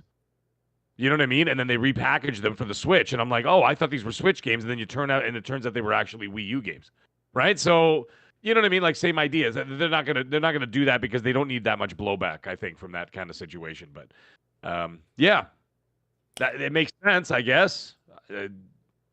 But I would imagine next generation there'll be a whole different solution that they'll be able to, you know what I mean? They'll be able to work something out. They'll be able to do back compatibility and then move forward with a better CPU. But we'll see. We shall see what happens. But that's going to be my guess, probably 4 more years. So I'm thinking 4 more years. 4 more. Sorry. I would imagine 4 years. So let's say 2028, I could see next generation for PlayStation. I don't know about Xbox. It's all up in the air. Right? So I think it is all up in the air too, because I don't know when Xbox is going to launch or if it's going to be staggered or what. I think it's going to be a staggered release. They're not going to do like a big bombastic release. I think it's going to be this product here, this product there, another product here, a better, you know what I mean, a better running console in 2027, a handheld in 26. I don't think it's going to be like a very definitive. You know what I mean? Like just a definitive release and like, here it is, here's the next generation, then off you go. Yeah, I mean, gone? Do like these. You're back. You're back. Oh, okay. You were frozen for a bit. You were kind of like this. Oh. You're like, I don't know if you were trying to talk. I thought you were just kind of resetting camera. And No, I was talking and then I was froze. I was like, is my camera on? oh, I didn't even notice you were froze. I just saw it went off for a second. What did we miss that you were saying? Or this happens when we're on the phone. Actually, what I was saying was that I forgot. I'm old, and then that happened, and it totally just. Why did I come mind. into this room? Why am I here? Buttered sausage. Let's talk about that. What Right. is Talk that? about buttered sausage. Shout out to Risk It. Hold on, or Risk It. I'm sorry. Shout out to Risk It Yeah, Red anyway. Wolf. Shout out to He's Red gone. Wolf, who says he's a member for 28 months. He goes, Gary Busey to Fonz. I just like to know exactly how I felt inside that eternal life gets turned into a peanut butter sandwich into bread. These guys were doing the Gary Busey thing in party chat for hours. I was going crazy. Will Broke Boy Lewis, thank you so much for the $2 super. Says Alex throws off a lot on off kilter when he's on. Yeah, when he was on the show last week, Meg and Alex were having a great time, and I was like, Oh, Well, it was Alex's fault. I had actually left the show because I had business to deal with. And then all of a sudden, I finished up. I was taking some recycling out to the garage, and I had my phone on, and I clicked on it. I looked at the phone. I'm like, they're still live? So I turned it on, and then I heard what Alex was saying, and I'm like, and he juiced up. I really can't be back on this show, but I have to show back. I have to come back on the show. 'cause That was legendary. That was a pretty wild. remembered. This old man remembered. Hey, Oh, you okay, remember. okay. There you Next go. gen, next gen. You were talking about next gen, Mag. Yes. Yes. I think if Xbox has anything to do with it, it'll probably be within 3 years. Yes. And I think that next gen, we're going to see much of the same that we did this gen. You're going to see some cross-gen games go over, and then have a lot of 60 to 120 FPS. And then what's going to happen? The same thing that happens every time with consoles. They're Games going to get push beefier. fidelity, ray Yep. tracing, or whatever the new thing is for graphics. And then 30 frames will rear its ugly head yet again. You think It it'll do happens it all the next year? time. So the only way around this, honestly, is if they freaking give us the games just like the PC versions where we can go into the options and change what we want. Right. Yep. Right. That is severely needed even now. I would love You that think because they'll do it on a more I could rudimentary change level, things. like not as extensive. no, as it needs to be pretty extensive. You need to be going in there and being able to change the shadows, the freaking the people resolution, complain- everything. People complain about that, but like I got into modern PC gaming in 2015, meaning like I was buying brand new games for the first time with a really capable rig, right? And I'm like, oh my gosh. And I knew about there's all these settings, but it's like you just look at it and go, this my high, medium, oh, it's running pretty good. And you just leave it, right? Don't turn on a frame counter. It will ruin your life. I think it's asinine that people will say, I don't want to learn how to set up a game. I don't agree with that. I turn on a frame counter with every new game. I set up my game, how I want it to run, and then I turn off that frame counter. I'm a console guy. I go and I say frame rate target. I set it to 60. I don't let it jump over because when I first started, I had a 60 frames TV. I didn't go to 120. So I'm like, all right, 60, just do that. And then if it was having problems, I'd go in and go, I don't need shadows at high. I don't need to look at the shadows or something. Do you know like why I do that also? Is because I've learned that it's not just your frame rate, that sometimes you'll see a stutter and you'll think, oh, I just need to turn settings down. It's the frame timing sometimes that really messes up games. So I like to see my frame timing as well. Or it's your AOL If I see that there's accounts bad messing frame, stuff up. if I see frame timing is out of whack on a game, I could say, oh, that's why this is happening. You know what I'm saying? Like I prepare myself for that. Yeah. So I don't know. I just like to see all Elemental that stuff. Elemental Hero Shadow Link Dragon Wolf King said that we missed his member chat last week, so one of my moderators got it picked up. It's great. How can you miss a name that long? I know. I don't know. It It broke a piece off of my OLED and was extending off into the side corner of the room. He's mentioning somebody that we're probably going to have on the show eventually, maybe soon. RGT85, who is on Spawn Wave. He covers a lot of gaming stuff. People said they want him to come in here and wrap it with Mag and I. He says RGT85 had some interesting points on his video. Proof the video game crashes here. There's an X account that tests out physics games and physical games and gives results. Sorry, I read that really horribly, but a physical game crash and maybe a game crash. I don't know if there's going to be a game crash. Game crash. Like physical's on the way out, and I'm sorry. A lot of people love physical games and they want to keep to hold on to it. But at the end of the day, if you look at the data, it shows that people are playing more and more digitally. So I don't know. I don't. There's a thing that console people are like, hey, we're supposed to have our games physical, and I understand that. I have good friends that are like, I just like having the case. Red Wolf's one of them, pushing polygons. Like I like having the. Yeah, I like to have the thing, right? And I appreciate that. Is a physical guy. Oh, right? Absolutely, he is. Nukem is he buys all his games physical, and not all his games, but the majority of the games he does physical. He unsubscribed from Game Pass. He just buys his stuff if he wants it.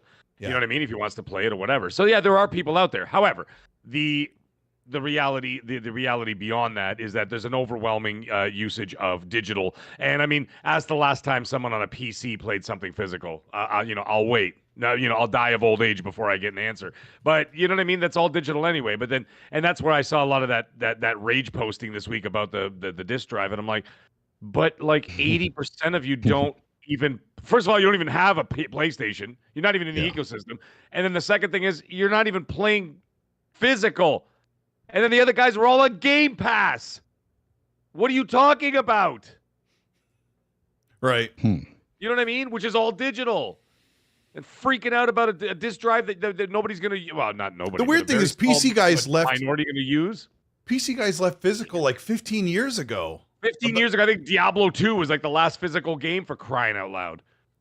Like I'm serious. I think it was Diablo 2 was like the last physical game. I don't even know if... You remember the huge boxes they came in? They were like 8 times the size of like... The last one I bought on PC, honestly, 2004, WoW. Yeah, it was around then when I bought a PC game, and it was like six CDs. They weren't even Blu-rays back then. They were just CD-ROMs, and it was like insert, install disc 2, and then you go and make a sandwich. Detective Seeds, thanks for the other super chat. With $10, he goes, PlayStation gave us the native video if we asked for it. Okay, cool. Okay, that is what happened. Nice. That's interesting. That's very smart of them, because YouTube is very... My phone's like, what do you want? I didn't say anything that... Okay.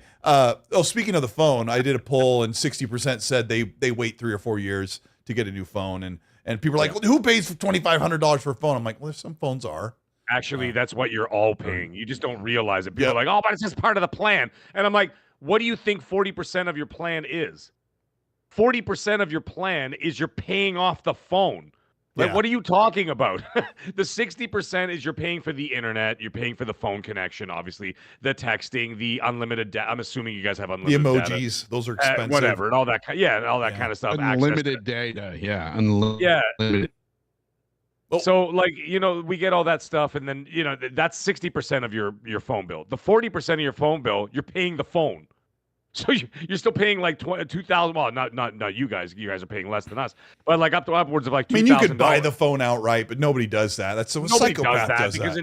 Because the battery starts dying after a year, for crying out loud. Yeah. All of a sudden, you go from like the first year you have the phone from 100%, you could go the whole day and it's still at like 85, and then a year later, same usage, 100%. Now it's down to 36, and you're like, whoa. Yeah, I'm at 48 for the day. They die like very quickly, but I'm on a plan every 2 years. I pay the same, no matter what. Pay the same every single month for years and years and years, and then every 2 years they give me a new one. And what's your credit card number again? Yeah, whatever. I don't know. Just check it out. Just check it out. A bunch of numbers. 1-800 the mag. That's it. Detective Seeds. Let me not forget to read your super. Thank you so much. Dude. He says, PlayStation gave us the native video if we asked for it. Also, the Pro is being dispensed to media and content creators the 2nd and 3rd week of October. They ain't sending me one. I'll tell you that.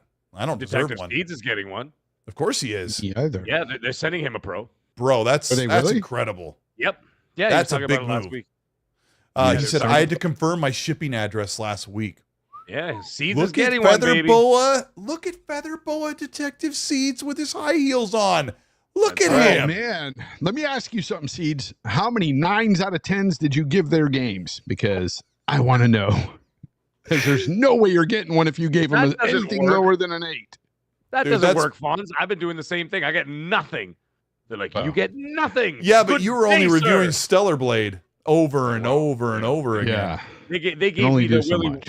They gave me the Willy Wonka answer. You get nothing. Good day, sir. And that was it. And then they turned their back, and that was it. And I'm like, why? You lose. Yeah. You get nothing. There it is. Dude, did you do that, Fonz? Yes. That was Fonz. That was 100% Fonz Bro, right there. what, Yeah. I think I broke my mic. What else you got on the soundboard for us? Do you have Phil Oh. Spencer?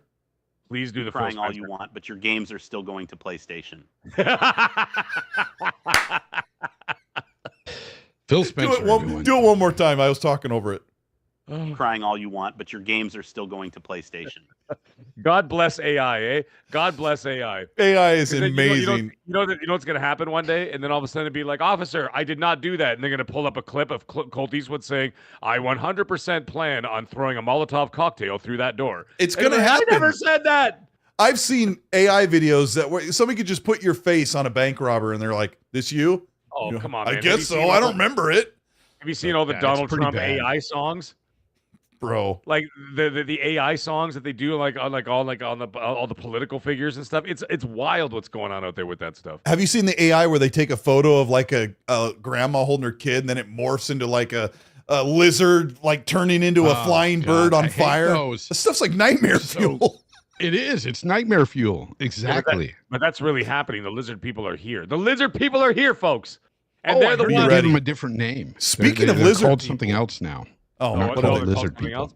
And they're the ones who are Yeah, going we're to be on buying to up all the PS5 Pros. So if you want to blame anybody, blame the lizard people. Hey, if you thought may- the first half of the show was bad, this is where it gets really bad. We'll get into I conspiracy may be one of theory. them. I 'Cause may be Fonz one of the belie- lizard people. Fonz believes in Bigfoot. Oh, speaking of lizard people, Grandpa's Barbecue Game Cat says Hey. if I was on PS4 and a lot R, I'd buy it. Yeah, if you were going to jump from PS4, you were saying Sure. earlier, Fonz, the jump from the base The Xbox to the base Scorpio, one. it was a six to the times 1X. resolution jump on tons was- of games. That's why it spoiled me. That it ruined next gen for me. It honestly did. Aside from the frame rates, like Mhm. that resolution jump, those textures, we were getting higher textures. It looks so much better. When we played Red Dead 2 on the Xbox One X, Yes, Yeah. yes, yes. blown away. I was Was it freaking not blown native? away. 4K? It was native yeah, it was 4K? native, if not like 96%. It was like on the One X. There was- yeah, on the specifically. One X. Yeah, And It I was, like, full. remember there were journalists out there writing articles saying they went out and bought a 1X just to play Red Dead 2. Like they dropped their PS4 version, their PS4 Pro version, which was half of that resolution. That was a big deal. You know, our good friend Dealer and I, we made lots of content about double the pixels was a big deal. And now one of the reports today was that the PS5 Pro was running Alan Wake 2 in performance mode at 896p. The base model PS5 runs that performance mode at 872p. So they're like scratching their heads like I am right now because I itch right there for a second. Weird. They're wondering like what's going on here. Because they but don't have the console in their hand. they don't have to. They're going to have to wait. That's just the Everybody's raw gotta power wait. of the That's what console, you're though. gonna have to Those aren't This is what I patches. was like people going out there and like making PC builds, comparing it to. It's not one to one. You can't really do that, and it really is unfair to like Mark Cerny and the team that created this console because you don't know exactly what they've got going on with their machine learning, their AI stuff built in, their hardware ray tracing, all that stuff that's built into the GPU now. Just wait for it, see what it does. I'm just simply saying that the 60 frames it won't be there for every game still because of the CPU. But you've It got will like not. the new Marvel game. Sorry, Mag. Go ahead. No. I was just agreeing with him. I'm just like, that's exactly what I've been trying to say for the last 45 minutes. Is just, We really got the sweet What he spot. said. Well, We you were- said it. You said it, Mag. I'm just We- repeating you. We were at the sweet That's all. spot the first couple years where we had like I think Far Cry 6 was a beautiful game. It was like really high resolution. It was 60. And I know you talk about how we got spoiled, but that was pretty nice. Playing Valhalla was like looked really crisp, really All the fast frame cross-gen rate. games. Yeah. Yeah, those everything were looked great. And then you get fantastic. into Yeah. the new Marvels game. I can never remember the name of it. Mag, you remember the name of the new Marvels game? It's coming up soon. I think that's what it's actually called, isn't it? Marvel's. It's got the year in it. Rivals. Marvel Rivals. 1943. No, Marvel's 2077. Oh, the Cyberpunk Marvel game. Yeah, Yeah, I Marvel's think Marvel- 2049, Battlefield 2. Yeah. Marvel Rivals, I think Yep. it's called. I think whatever. Anyway, I'm Noise not playing Flomo it, says all I at know. Colt for real. I don't remember what I said that you're like for real. Write it in the chat. I'll keep an eye out. I say a lot of dumb stuff all the time. Sometimes I make mistakes. You put your foot in your mouth, and then people call you out on it, even though you didn't mean what Yeah. they think you meant. Yeah, It's like, I hey, know. it- I was on the phone with you when you made that tweet, and I'm like, we were talking about it, and you made that mistake. And you said, "Oh, I forgot to add the RAM," and people people are just so killed mad. you for it. They're so mad. But you know what I learned, Mag, was that you just can't. Fonz was just saying it a minute ago. You can't do a like PC parts deal. And one of the things that No. Fonz said, it's like Unfair. PlayStation's buying all these components, a million at a time to start that ring of production. And Get a when you huge go to build a discount. PC, you just go to Newegg or Art something. picker. Yeah. And you're buying at 1943. full Thank you, price. Phantom. The thing that is not fair, and it's got a really unfair advantage for the PC, is that there is no price limit. You can, the sky's the limit with PC. You can buy your heart out and buy the best rig you want. Of course, what you can afford anyway. But when it comes to consoles, they got to keep the costs down. So of Yeah. course they're not going to put the best of the best in a console, and I mean, you still make get it the very. And, Yeah. and consoles are good for that. That's why Yeah, they I are. always They are. advocate for them. And I say, look, for the price point, consoles are amazing. They do some great Yeah. things. Don't X- expect them. Anybody who calls consoles enthusiasts, like, oh, that one's the enthusiast console. No.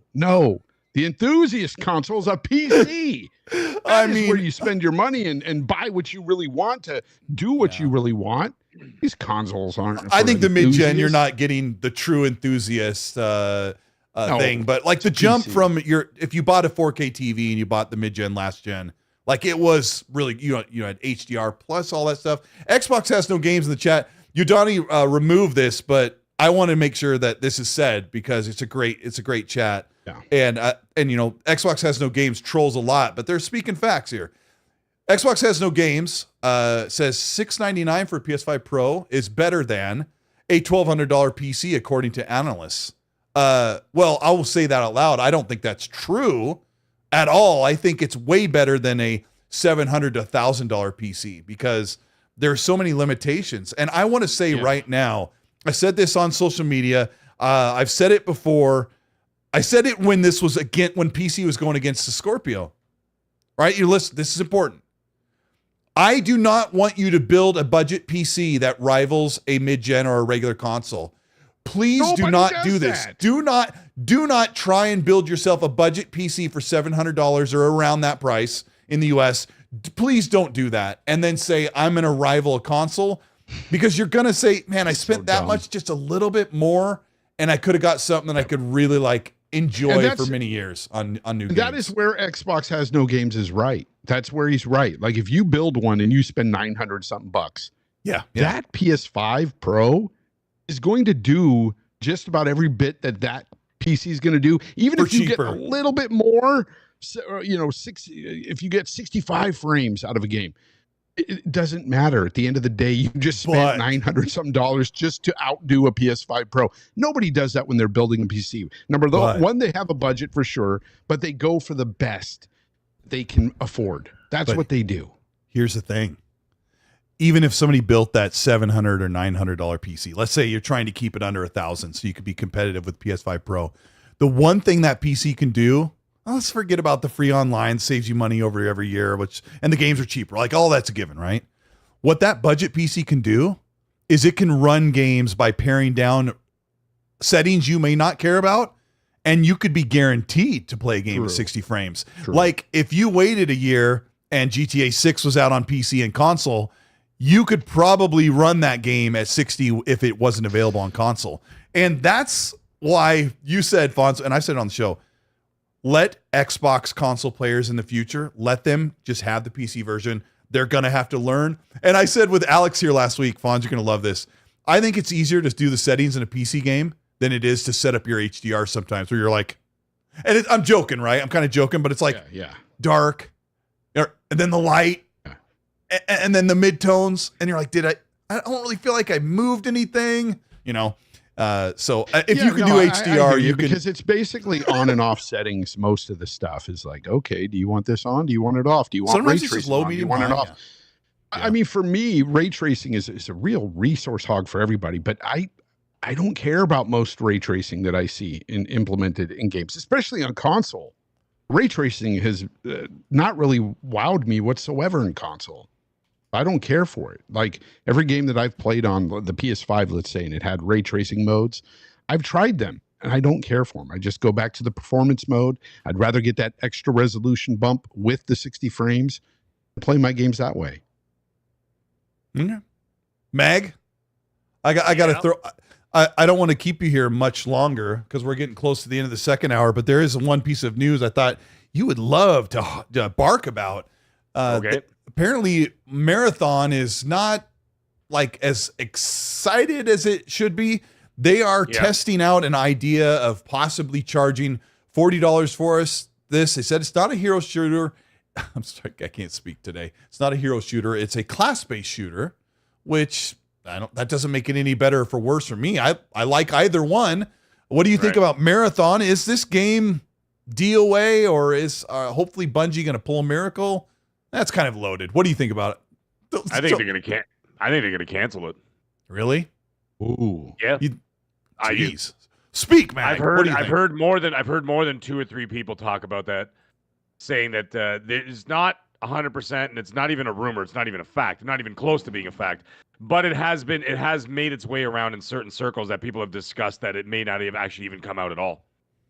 So that's a possibility. I mean, personally, at this point, depending on how much money they poured into it or whatever, Bungie has been a failed experiment from company to company to company for years, apart from Destiny Destiny doing what it's doing. But them as a company is a failed company. I'm not talking about their final product. I think at this point, your best bet is to actually just take the best developers out of there and just get rid of everybody else, dissolve it. Take the best developers and all the best talent, and then move them into your other first-party studios to boost up their first-party offerings that are going to come in the second half of the generation. For Sony specifically, I would just walk away from them. They're just a complete waste of time. However, I did hear that Marathon, there's a possibility that it's on the ropes, folks. It's on the ropes. So they're deciding what they're going to do with this product at this point. By the way, someone in the chat asked about Battlefield if it's making a return. Actually, I lost your name in the mix because there's so many people watching. Is that Vince Zampella actually gave an update today? There was a new trailer or something, wasn't there? Well, he just showed like a screenshot. That was it. There's like a screenshot, and then they're working on it. And I did hear there's a possibility that they dumped the 126 player maps and all that crap, and they're just going to go back to the Battlefield 3, Battlefield 4, like smaller, more Call of Duty-ish, or not Call of Duty. What the hell is it? Bad Company 2 kind of vibes. You know what I mean? Bad Company, yes, with all the destruction. Let's go, bro. So now it's not that he just hinted at those things. He did not say fact, but he hinted at those things about dropping those huge 126 player maps and stuff and going for the more smaller scope. That's too much for more quality. So and like I said, it's Vince Zampella. I have yet to see a product that he's released that he's failed at. So everything he's done has been nothing but stellar. How Titanfall 1, Titanfall 2. Catch me up. I thought he runs Apex Respawn. Legends. Yeah, but they moved him over to Battlefield to work on the new Battlefield. That's cool. I didn't hear that. That is so cool. Oh, you didn't know that? Yeah, no. Zampella's doing that. Zampella is directing the new Battlefield game. However, at the same time, he's putting his input on obviously the 2 Star Wars Jedi games that came out. He also obviously worked on Titanfall 1 and 2 and Apex work Legends. on Outlaws? He's got his fingers in everything over there. Yeah, no kidding, right?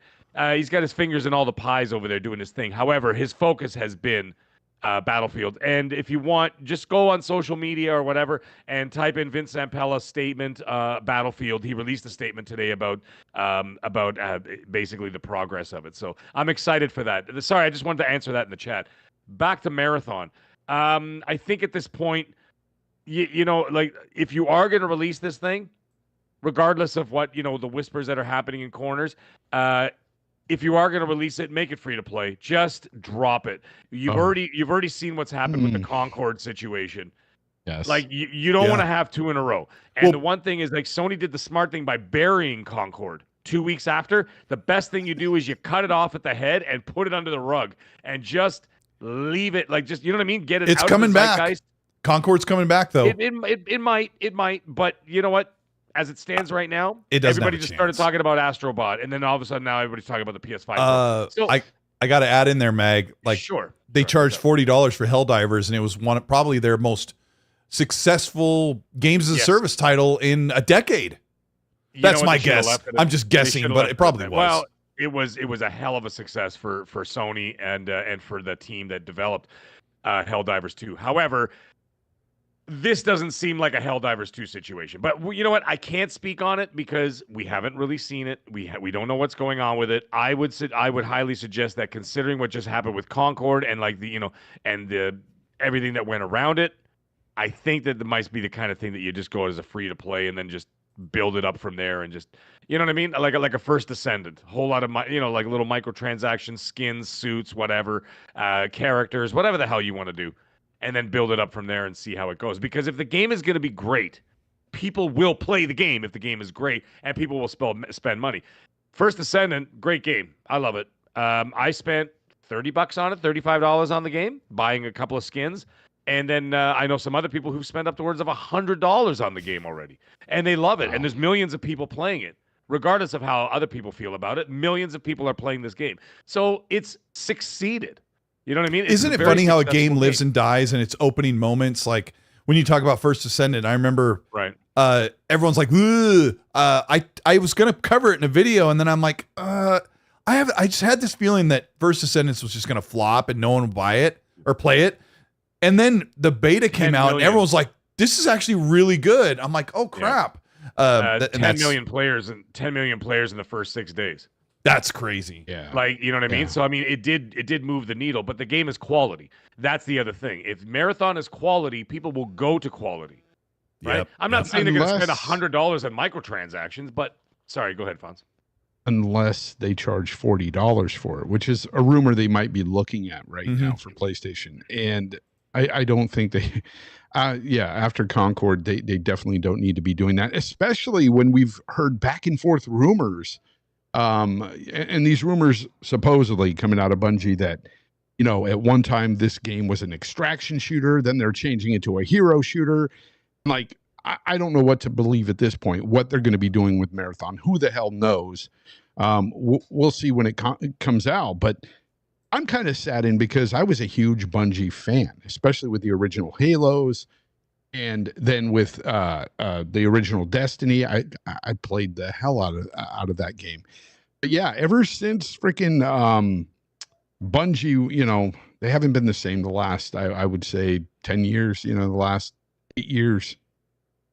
What, since Destiny 1 launched? Or Destiny 2, after Destiny 1 launched. Yeah, after Destiny 1 kind of had it for me, like I was done with it. I went into Destiny 2, played a bunch of that, but then I was like, why am I playing this? It's the same. I stopped, and I just don't feel the same about Bungie as I used to. And it's a shame because I know a lot of people who feel the same way, that they're just not the Bungie of old. And a lot of the guys aren't there that were there before. They've gone on to other studios. Yeah, that's the other thing. Like people think when they hear like the name of a studio, Bungie or whatever, or BioWare, Santa Monica, or BioWare. Yeah, it's not the same people who built the games you love 20 years ago. You know what I mean? Yeah. Like they're not furniture. Like these people are there for a bit. A lot of developers are basically mercenaries. They move from one to the other, to move on to a lot of different projects. It's not the same people. So you have to get that out of your head that, like, unless it's a studio that literally lives and dies on absolute quality talent at all times, that they're not going to be, you know what I mean, that they only, I was going to say cast, but they only hire the best of the best of the best because they want to maintain that pedigree. But for the most part, it all boils down to the mighty dollar, and they just take whatever, you know what I mean, like whatever's the cheaper labor at that point and get the project done. I think if Marathon doesn't hit, though, Bungie is going to either be just disbanded or absolved into other studios for PlayStation. That would be more likely to do. Yeah, they'd move them on. Shout out to those 650 people who are watching the show, listening to us talking about Bungie. Really, this discussion, thank you for putting it up with us here in the XC podcast. Hit the like button if you're enjoying the show. Really, what I really want you to hear when we talk about Bungie or BioWare is that if you're like us, you probably love these studios for so long, and a lot of those people that made the games that you just fall in love with when you hear that soundtrack or you hear a sound of that weapon, that you have this nostalgia, and those people, you know, that were 40 or 50 years old making those games moved on or retired, and now you wonder, like, can Mass Effect 4 be something great? And I wanted to segue this into Meg. Anytime you need to go, you can say thanks, everybody, and you can say your goodbyes. I don't want to keep Fonz here much longer, but I wonder where the new blood is that is really going to like shock and awe us. And I've got a video coming out tomorrow about Crimson Desert. I'm sorry. Shoot, I'm blanking on their name. I said it like 9 times in the video. I'll help you out. Pearl Abyss. Oh man, that thing is massively huge. There you go. Yeah. So I got to rewatch. I got to rewatch and see that if there's like a latency thing when you play that, if I lip sync to it, it's at the same time. Do it one more time. It's not. It's probably not. Oh man, that thing is massively huge. Yeah. So I did it again. Anyway, I'll mark that at that's at the 06 mark. That's massively huge. So yeah, this Pearl Abyss made Black Desert Online, and people were like, oh, it's kind of cool. It's an MMO. But they wowed people with this Crimson Desert, which is, I've got a whole video about it, so I won't talk about it much, but I'll just ask your guys' opinion. It's like Dragon's Dogma, Witcher, Kingdom Come Deliverance, Final Fantasy, and Zelda, all like packaged into hopefully a good game. Mag, did you see this reveal of this game? Yeah, I did. Yeah, it's actually looks pretty cool. You know, and it's funny. I'm not really into these games generally speaking, but after kind of getting my toes wet with that first Descendant sort of, a massive multiplayer online experience, whatever, free to play, whatever. I'm not ruling these games out anymore. Like this I think it's just a single player open world campaign this time. Yes. So, but what I'm saying is that, like, I just generally speaking, like, I would just kind of be like, nah, I'm not really interested in this genre or whatever, and I wouldn't look at it. But now that I've experienced something, I'm like, you know what? I'm not going to turn my back on this. Let me just see what it's all about. It looks great to me. It looks fantastic. So I'm like, why not? You know what I mean? Why not? Give it a shot. See how it goes. Whatever. But I don't know. Well, when is it coming out proper? They're saying 2025. Second quarter 2025. What is that? Second quarter? Okay, so like you're talking like May, April, May. Okay, so you got like another 8 months, 9 months. That's enough time to move it on even further. If anybody wants to check it out, go check out some of the stuff you can see on YouTube after the show. Obviously, yeah, after the show, or wait until tomorrow because it's a 52-minute, almost uncut. Like I think I watched it like several times. They broke it into maybe 5 pieces, and I cut it down to about 15 minutes of the absolute best looking stuff. And I gathered as much information about the game, so check that out. Fonz, do you have anything you want to say about Crimson Desert? I don't know if you're interested. It's right up my alley. Those big open world games where you get to create your character, upgrade your character, all that sort of stuff. I love it. That's awesome. My jam. Bro, that is our jam. We'll talk about that in a minute. Meg, do you want me to let you go? Because I think Fonz and I talk about a couple games. Falcon, I see you in the chat, dude. Yeah, what did Falcon say? No, he's just saying some funny stuff. Yeah. Oh, or was Mag undressing again? Me undressing. And yeah, he also. Yeah. He also made me laugh. When I was saying the massively huge thing, he goes, "Were you talking about the PS5 Pro, Colt?" We appreciate all you guys in the chat. Meg, do you want to? Bro, thanks for being here with Stuttering Craig. That was an honor to have the 3 of us here together for that. It was. I'm getting one step closer to James Rolfe and to the Nerdrotic Fellowship because he deals with them directly. If you actually watch Sidescollers and you actually watch Stuttering Craig, he's done shows with Gary from Nerdrotic. Obviously, he knows James Rolfe, and those James Rolfe specifically, Angry Video Game Nerd, for anybody who doesn't know his real name, is that he's the one who got me into YouTube. He's the one who got me interested in this. I was watching way back when I was watching even when I wasn't watching, just to hear his voice, I would put Angry Video Game Nerd videos on my phone while I was taking a shower, getting ready for work. And this is like 10 years ago, 12 years ago. And I'm just like, and I would listen to him, and my wife would be still in bed, and she goes, "What the hell is that racket? Who's talking?" And then I'm like, it's Angry Video Game Nerd. And I got into it. And that's where I started getting the idea that eventually I need to get into YouTube and getting, into whatever else. And that's going to evolve, obviously, further on next month, where I'm going to be branching out on my own as well. So I'm going to be doing all that stuff. And I've already been doing a lot of content on socials and whatever. But it's all because of James Rolfe. It all came down to that. And then actually the next ones, when what got me into podcasting was originally Crap Gamer, Mooch, and Dealer when they were doing stuff way back when. And Colt, the funny thing is, when you started your YouTube channel, I was actually talking to you in those chats. Really? And we had I actually went back to see if I could find which videos. No, not at all. And I actually said something to you, and I'm like, dude, keep it up. I said, eventually you're going to be big one day. And you had like 1,000. It still hasn't happened, though, you liar. No. I know. The plaque in the back is fake. But anyways, it was great. It was great to have Stuttering Craig there, and of course Fonz to take over the reins after I'm walking out of here for the evening. But I'm also going to be flying to the United States of America next week, so I will be in the southern U.S. Anybody wants to find me, you can find me drunk at every single bar in Nashville. So just look around, you see a bumbling fool like myself, then it's absolutely me. So I'm going to be in Nashville next week, dealing with some stuff. And having fun at night, of course. Legendary. A little bit of chicken fried. Yeah. Cold beer on a Friday night. Woo! You're going to be in every other karaoke bar, too, with a cowboy hat on. Fantastic. But yes, I will be back in 2 weeks tonight, of course. Okay, I'll bring somebody in your stead, my stallion. He's right there. He's sitting right there. Fonz, he's right there. You can only get so much of Fonz, so we'll have to order double for him. So double Fonz. Can I get a double Fonz with 1 sugar and 2 creams, please? Anyways, Fonz. Dairy-free, please. Chat. You guys are all amazing. I got to run, but I'll see you guys all real soon. We'll talk soon, and we'll be talking more games. Everybody have yourself a great night. Thanks so much, Mag. Hit the like button for Mag. He's the best. Okay, let me go. Boom, right here, and I'll change your name. Sucks. He kind of sucks, that guy. So we love to hate him, and we hate just kidding to love on him. Yeah. No, I didn't say that. Crimson Desert. I hope people like that video. Let me grab a couple supers here, and then we'll talk about those games.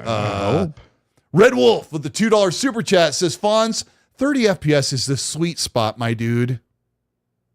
For what? The Switch? Like, what are we talking about, dude?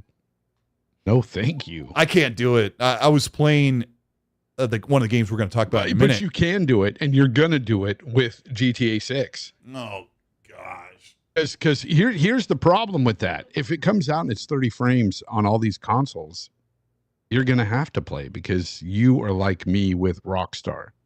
That FOMO hits you. There's no way I would wait to play Grand Theft Auto 6. Yeah, I can't wait a year. And you know how I'm like, I explained that I got back into gaming like around 07. Yep. I think GTA 5 was my first midnight release. I went to my Walmart down the road, and I walked in there. I was like all sheepish, like, oh gosh, I'm such a nerd, because it took me a while to warm up to that. Eric Arazo in the chat gives a $2, says GTA will be 60 FPS, the same way Red Dead was 1X was. Red Dead Redemption 1 or 2 is not 60 FPS on the Xbox or I don't know. It's not. And that's the thing too that I didn't say, is that I believe Rockstar might just hold it back to 30 just so they can push graphic fidelity like they usually do on console. Yeah, and maybe Rockstar doesn't want that game to drop any frames whatsoever. I heard today, speaking of GTA 6, that somebody that used to work for Rockstar says that if they're delaying the game, they will wait until May of 2025 to announce the delay, because, quote, Rockstar doesn't release a game until they're 100% satisfied with it. That was the quote. So I don't think there's going to be a delay, but I was 100% satisfied with Red Dead 2 both times I played it. But wasn't it delayed like 3 months or 6 months or something? It was delayed. Yes. And I think 5 was delayed 6 months. Like, you get into the 9th inning, like, hey, the GTA 5's coming out this year. And then it got delayed 6 months. And we're like, oh my gosh, the wait has become even more excruciating. But remember, It was supposed to come out a year later on PC, and then it got delayed a month on PC. So it was like a year and 1 month. It Oh, that's funny. I don't remember later that. on PC. Brisket for the biscuit. Thanks for the $3. Says jumping my flight to the panel except mag. They're on beef. Bit for Naldi, thank you so much for the chat. Says physical games are just exercise. I play too many games in a day to get 10,000 steps to switching discs. Oh yeah, that's peak laziness. But people live on I demand. just don't like having to open them up and take the disc out. It's so hard. It's so my hard. No, I just don't care to have them around the house. It just, I don't know. I think they're not even, although the full game isn't even on there anyway. You're downloading day one patches and everything. It's like they're irrelevant. Sometimes, yeah, but most of the new ones are irrelevant. They're coasters. If Modern Vintage Gamer was here, he'd be so mad at me for saying this. But I buy all these digital games, and how many of them have I lost to preservation not working out for me? Over the Xbox One in this generation. Oh, Battleborn. Like I couldn't even really name any games that I wish I could play. You had to bring up Battleborn. That was you can't play it if you load it up. It just it doesn't load. No, that game. No, it's just I have bad experience with that game. I had a good friend of mine that talked me into buying that freaking game. And he was like, it's so amazing. You're gonna love it. Just buy the expanded edition. And I went all out because I thought, oh my God, he's talking this up so much. We're gonna have a blast. And this is back when I used to play a lot Borderlands. Oh my God, it was so bad. I hated it from the first day. I'm putting up a poll in the chat. I did too. So bad. I did too. And then when the game was starting to go free to play, I bought it on PC because I had it on Xbox. And I'm like, this game it's not a good game. And then my friend bought it on PC. He's like, oh, it's like $8.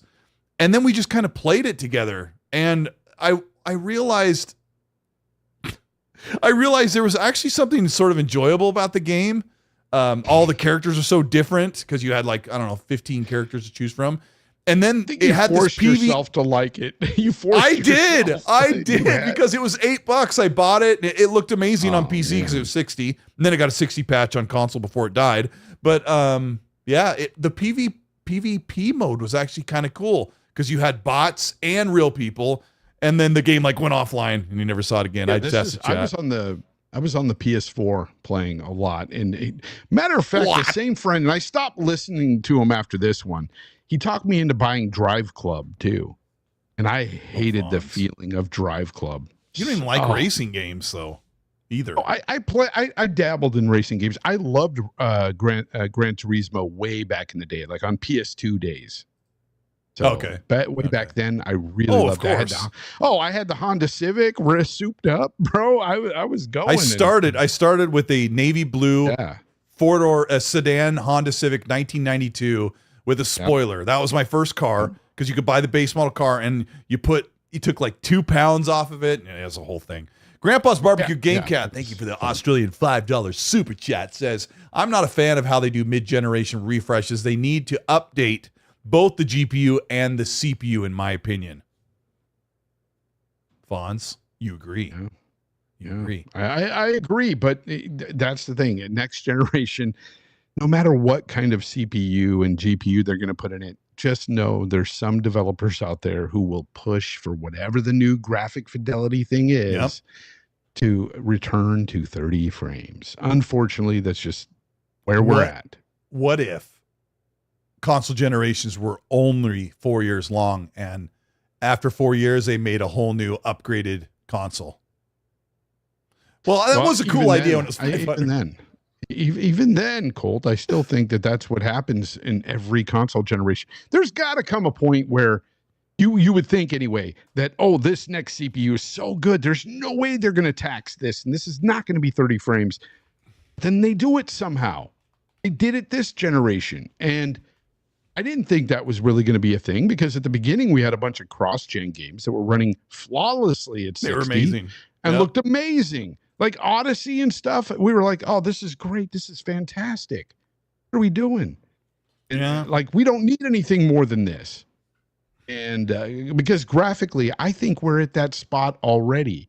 Our graphics are good enough. Okay, how about They're this? amazing. How about the next generation consoles? They understand that they don't need to push graphical fidelity with the hardware.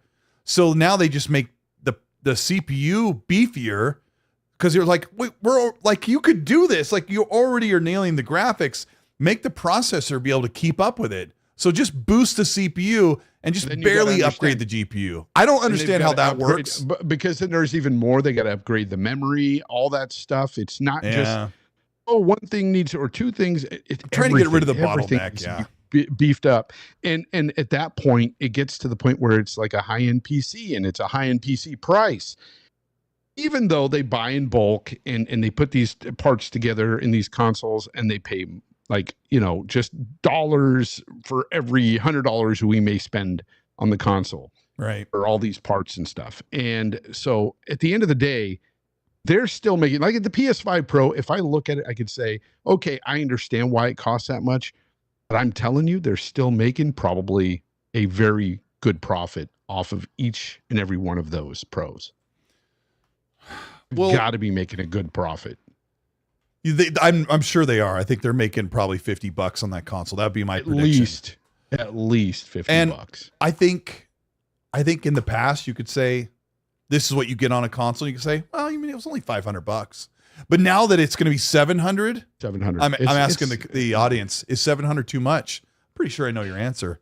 We got for me, and I'm not going to make fun of people that say, "Oh no, I'd buy it at $700 or $800." No, that's your prerogative. You have every reason.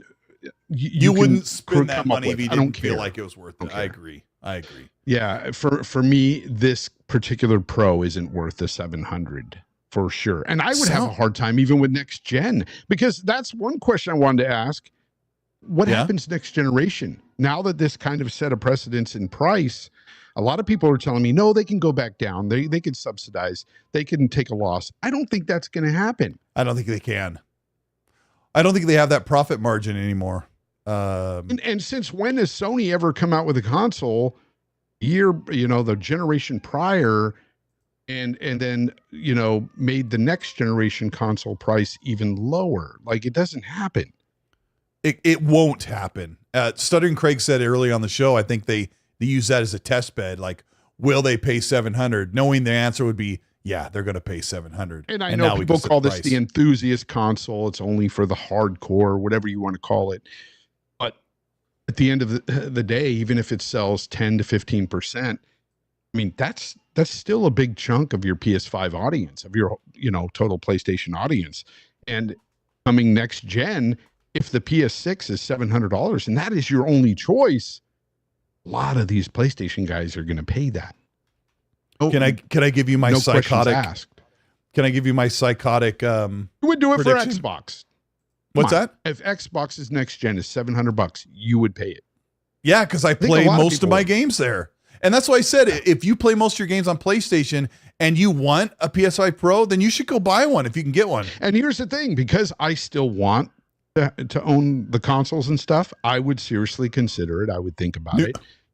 But 700 is really pushing it for me. That is a boundary that is like, oh my gosh, what are we doing? Like 600 was like the max I thought these consoles would ever get to. Yeah, perfect. You just said that, because Noob Sabot JP45 in the chat says the PS4 was less than the PS3, Fonz. I mean, didn't they lower the price not long after that? They lowered the price. Yeah, but it's a good point. It hit North America, they lowered the price, and it was $399. It was the same price as the Pro essentially when you bought it here. But my point is, they never go back down, and that's one thing I keep telling people is like, look, when prices start to go up, it's very rare with anything in tech that it goes back down for any reason, because tech keeps moving, it keeps pushing forward, and the prices keep going up. I don't see it getting cheaper. If they subsidize it somehow, they take a loss, I could see a 649 console. PlayStation doesn't have to subsidize anymore. Steven Xbox Gamer, thank you so much for the $5 super. I think this was earlier. I missed it. Steven says, the thing is that in order for these games to run 60 FPS or higher, the resolution has to drop at a lower point to use upscaling. That's partially true. You can't always lower the resolution to get 60. Yes. If it's GPU bound. If it's CPU bound, that does not work. You can lower it to 720p. You're not getting 60 frames. And that's what a lot of people don't know. Yeah, and what I was going to get at was I had 2 points I want to make. One was that it seems like the majority of the benefits of the PS5 Pro right now are upgrading pixel counts while keeping settings the same.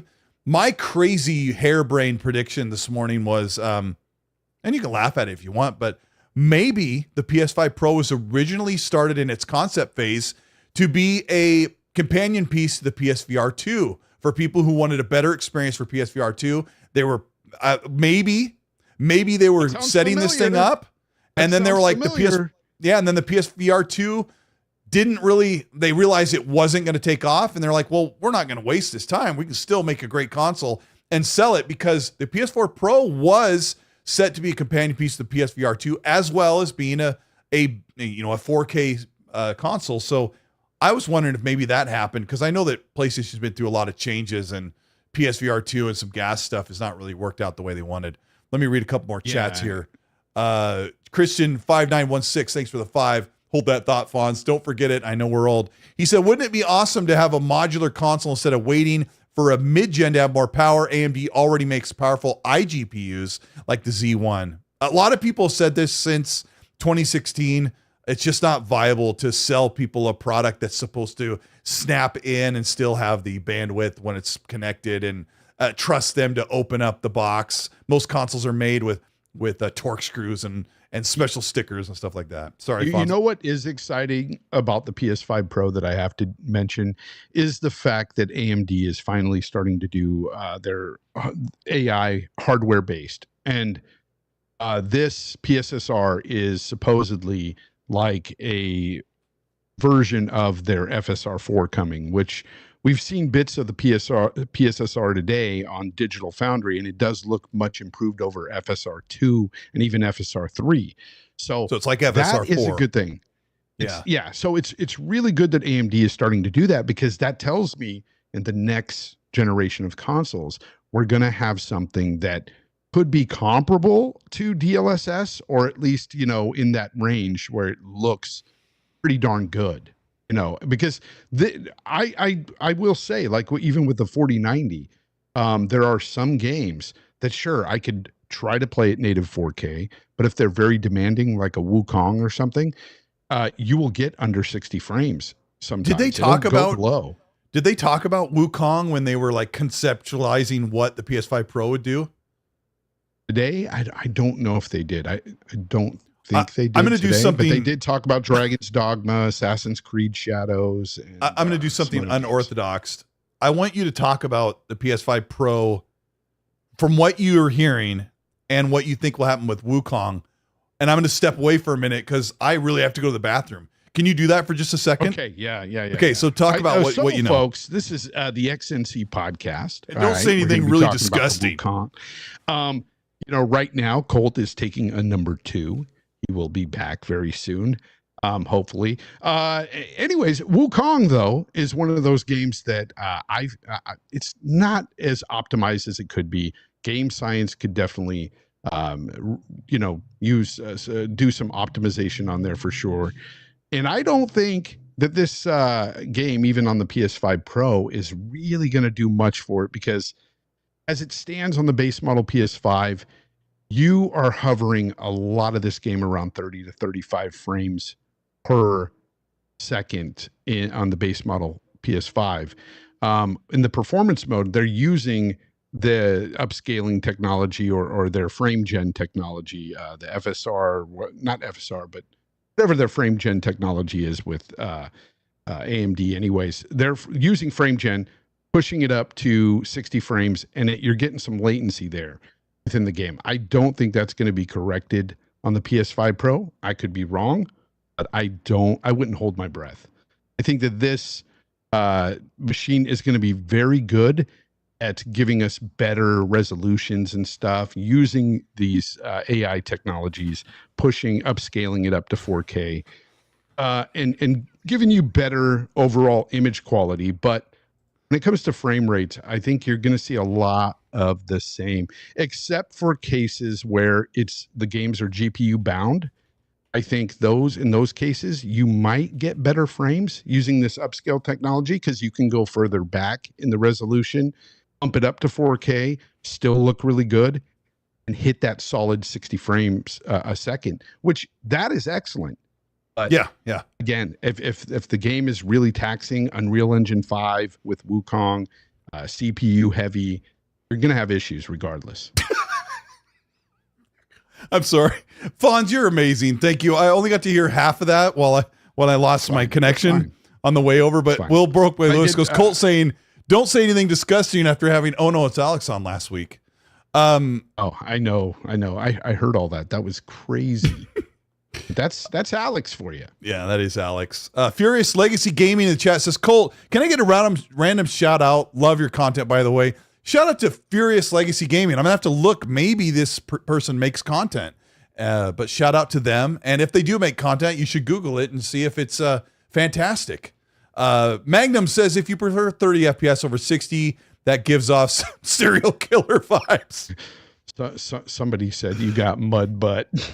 Yeah. Somebody said that I had the runs. Well, when you left, I did say he has to go number 2. He'll be gone for a little while. He'll be gone for a while. So I'm off the dew, and so I'm just drinking a ton of water and stuff, and now I know how Mag feels. Caffeine is my thing. I cannot get away from caffeine.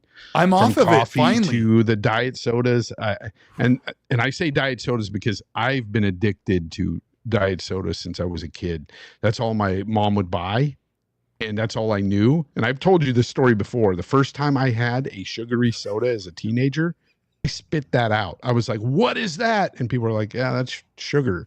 That's what it's supposed to taste like. And I was like, no, that's not what soda's supposed to taste like. I have a good friend who loves Diet Mountain Dew, and so we both went and got 32 ounces, and we're going to watch a movie at my house, and we set the drinks down, and he grabbed mine, and I grabbed his, and we both took a drink at the same time. We both go, ugh, made the same face.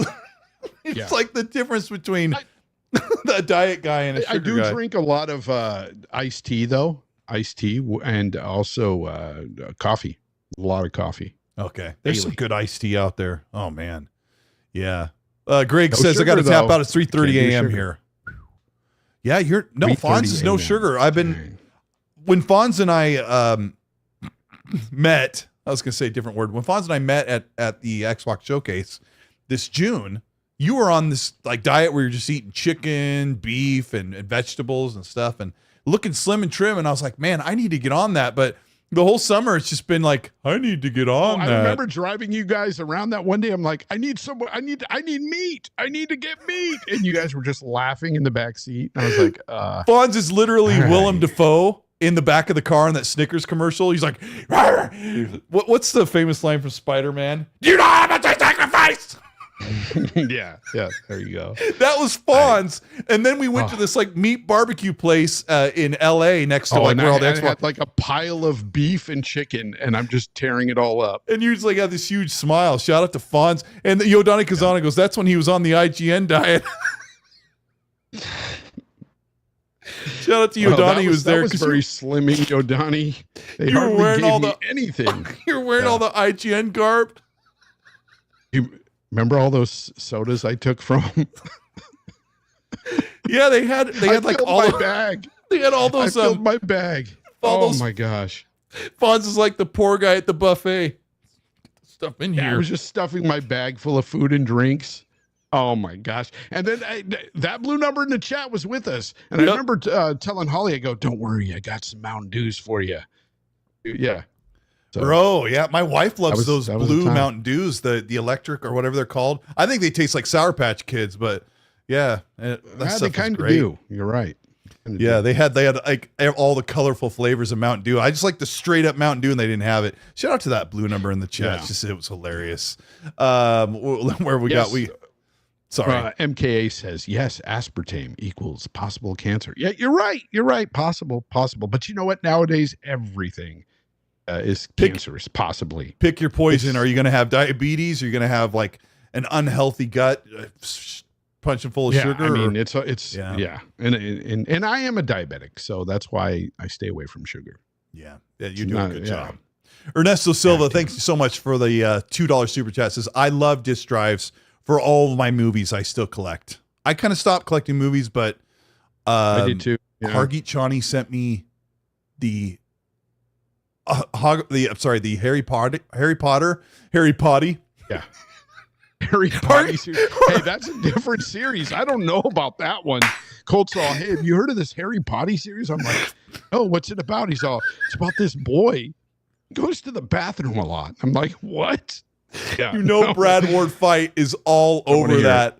That's going to be like 3 tweets about the Harry Potter series and the Lord of the Rings, like both of them. And where do you think I got this from? Where do you think I got this? Oh man, that thing is massively huge. It's from the Harry Potter series. Yeah. Oh my gosh, you guys are crazy. Okay, last thing I got to talk about. Pause. I'm. This is a rough one. Okay. Back to gaming. All right. We got Red Wolf in the chat who gives a 5. Stop. Red. He says, "Thank you Red, so much." Stop it. He goes, "Sugar is the root of all that is wrong in this world. It starts with sugar. Sugar caused my mom and dad to divorce. It forced me to smoke cigarettes." That's a lie from the devil's anus. That's not why he doesn't like sugar. This guy eats sugar-free Werthers. And if that doesn't scream 77-year-old man, I don't know what does. Brad Ward says, "I'm a one and done." Oh, okay, he didn't quote the yeah. Anyway, we appreciate all of you guys. What was I going to say? I have to look. Okay, this is a tough one, and Red's here. Today, Bethesda released a deep dive of Starfield Shattered Space, and Red made a great video. Go check it out. If you click on his name, it'll probably take you to his channel, and you can watch his video. You can watch it right now. You don't even have to wait till after the show. No, you got to wait till after the show, and then you go. Then me, I couldn't wait to after the show to go, and I went while you were talking. I just want to Werthers. I just got to say, what are we doing? I've watched the content, the coverage, Red's coverage, Bethesda's coverage for Starfield Shattered Space. I'm a little bit concerned. Red, don't be mad at me. I'm a little bit concerned.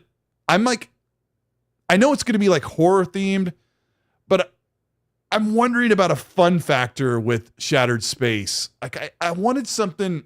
I didn't want something funny or fun, but I didn't think of this till just now. But the Fallout 4 DLC, like there's 2 that are really well loved, and my favorite one is the Nuka World, because it's just, if Blue the Numbers here, she'll say the same thing. Like she loves the Nuka World DLC. It's just really entertaining and exciting. I'm a little concerned that Shattered Space might be on the dull side with the horror stuff. I hope it's bombastic, but I'm not quite sure yet. And I might get to try it early. So I just wanted to say that, because I don't know how people are feeling about Starfield, because I asked you the other day, how are you feeling about Starfield, Fonz, right now? I think I've told you, or if I haven't told you, I'm not a big DLC guy, so I hardly ever play DLCs for any single player game. However, there's been a few exceptions that I freaking loved, Witcher 3 being one of those, and the 2 DLCs for that.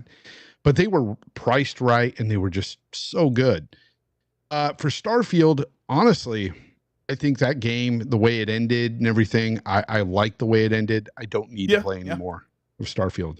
I really liked the ending in Starfield, and I'm good. I don't need to play it again. I don't need, it's too little too late with all the, other stuff that they brought out, like the vehicles and stuff. Like that should have been there day one.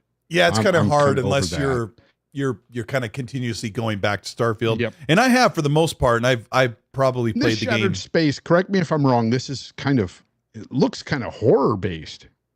Yeah, and I'm good with that. I just hope that the game is really enjoyable. I'm just afraid that it might just be like, some jump scares. You got the creepy vibe. I hope all that really comes together. Yeah, really well. I'm really scared, so I don't want to play it. That's the truth. No, you're not. I will say it's almost Halloween time. You got to understand, man. Oh, that's perfect. Scary. The one thing I am really glad about, Shattered Space takes place on one planet, and they meant to contain you in this great world and like check it out. And they even have the Rev 8 that you can drive around. So maybe it will be really cool. I'm pretty sure. I'm just kind of being a little careful because I love the game as it is, and I hope I enjoy the DLC. But I don't know. I thought I would ask you, audience, and chat. How much are they charging for that DLC?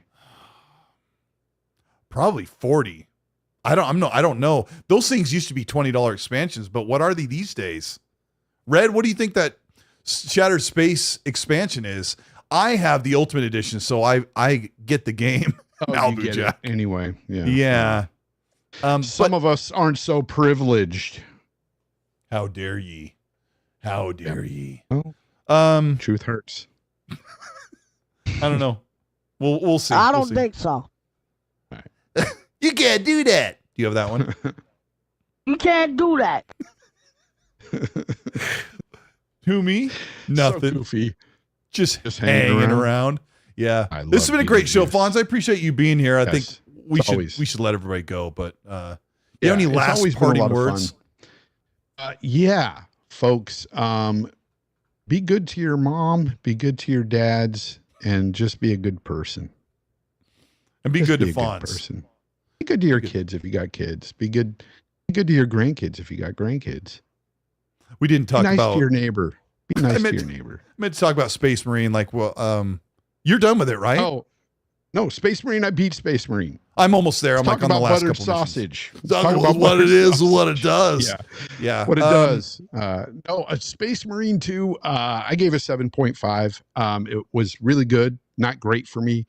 The You reason and I have the why same is issue with I'm it. not a big, I'm not a big wave on wave enemy type of gamer. Like I don't play it co-op. So for me, like I think part of the fun that a lot of people had with this game was playing with friends and having those waves of enemies, getting attacked, having a blast, yelling at your friends, "I need help! Oh, I'm dying over here!" On You know? revive me. Yeah. For me, it was okay. It kind of made me want to play a Gears game, though, to be honest. Like, if I'm going to play a did. game like this, I want to play Gears where I'm going to get a great story. And not saying it was a bad story, it was serviceable. It was. None I of the like the characters- pacing. here's- The pacing was great, pacing but was I don't great. care about the story and the characters. And I don't know why. I don't care about. I still don't like care the about game. Titus. I don't care about the characters. Nobody really speaks to me here. But that could be a me problem too, because Sure. I didn't Yeah, I play the think so, first too. one. It's a me I didn't problem. play the first one. Yeah, So, and I mean, don't know. you I know. wasn't.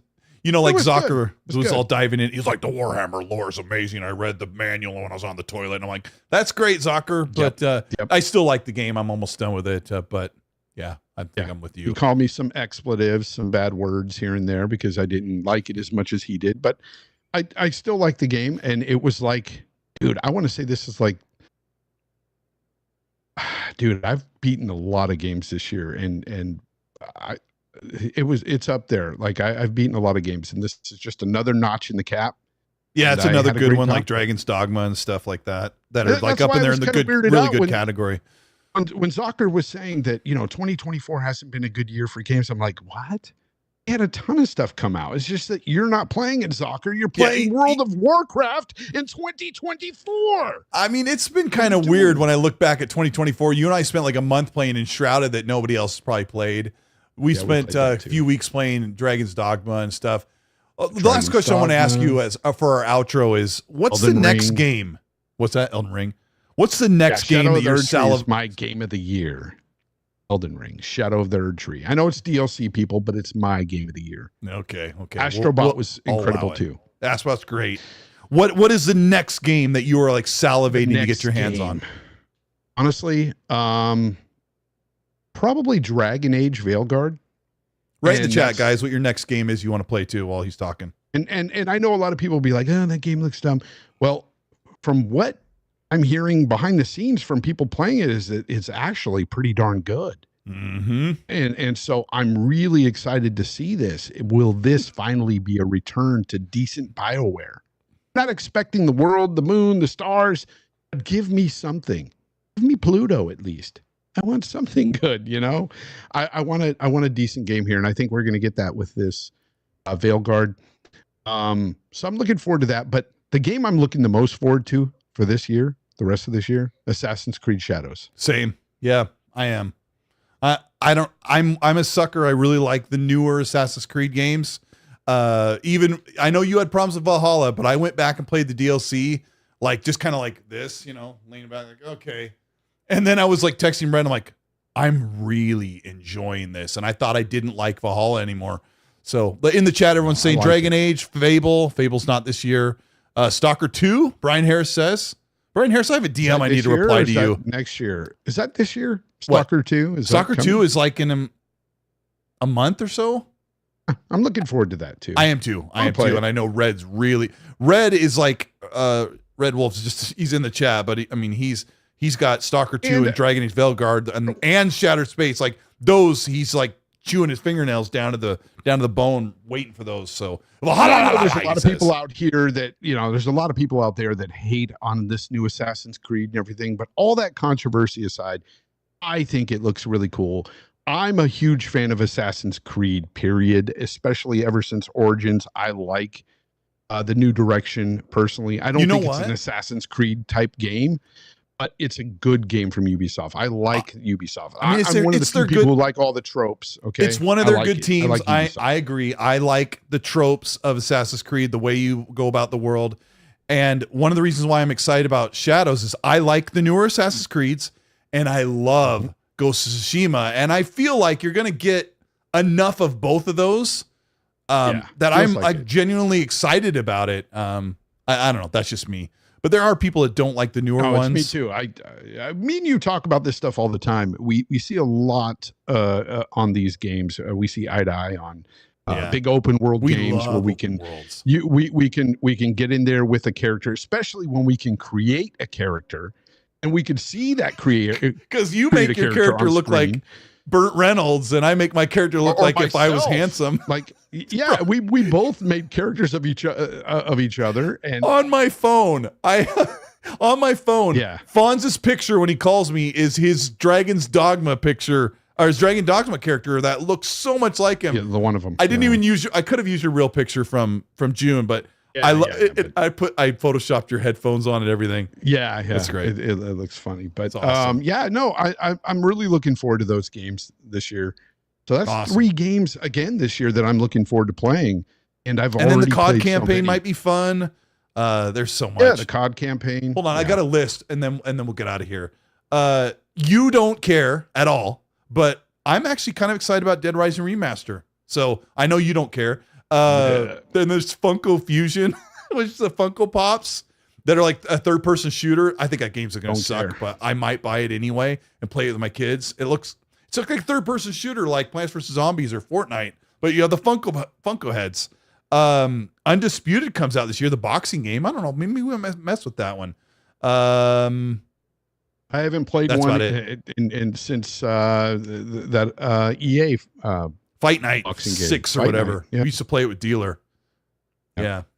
Anyway, it's an awesome show. Fonz, thanks for like impromptu hanging out with us. I'm glad we got to talk PS5 Pro and love it. Everything. Check out Fonz's channel. It is I'll have to put them in the description because I set this up before I asked him. It is not The Grounded Gamer. It is Fonz Gaming here on YouTube. Find me there. Remember when Dealer used to always say that? Yeah, The Grounded show. He made fun of that because he talked about the ground of the game, and then I ended up loving that. Fonz does a show every Wednesday at 7 p.m. Pacific, 10 p.m. Eastern time. It's really late for you guys on the East Coast, but it's Fonz After Dark. Yeah. And it's me and Hargeet Chani where we fight over these games. Yeah, it's basically. Yeah. We have a great time, though. Join us. Good show. Games Good Talk show. Live. Yeah, Wednesdays. Thanks, everybody. Hit the like button on the way out. And when this is posted, put a comment in here and let us know what the favorite part of the show is so we kind of know what to talk about next week. We appreciate you guys. We're going to get out of here. I'm going to hit the magical button that makes everything not work anymore. So, Fonz, I'll talk to you later tonight. Have a great night. Check out my video tomorrow to be up 7 a.m. probably Pacific time. You guys are amazing. Where's my outro thing? Zucker is a toddler. Zucker is a toddler. All right. Bye, Fonz. Toddler.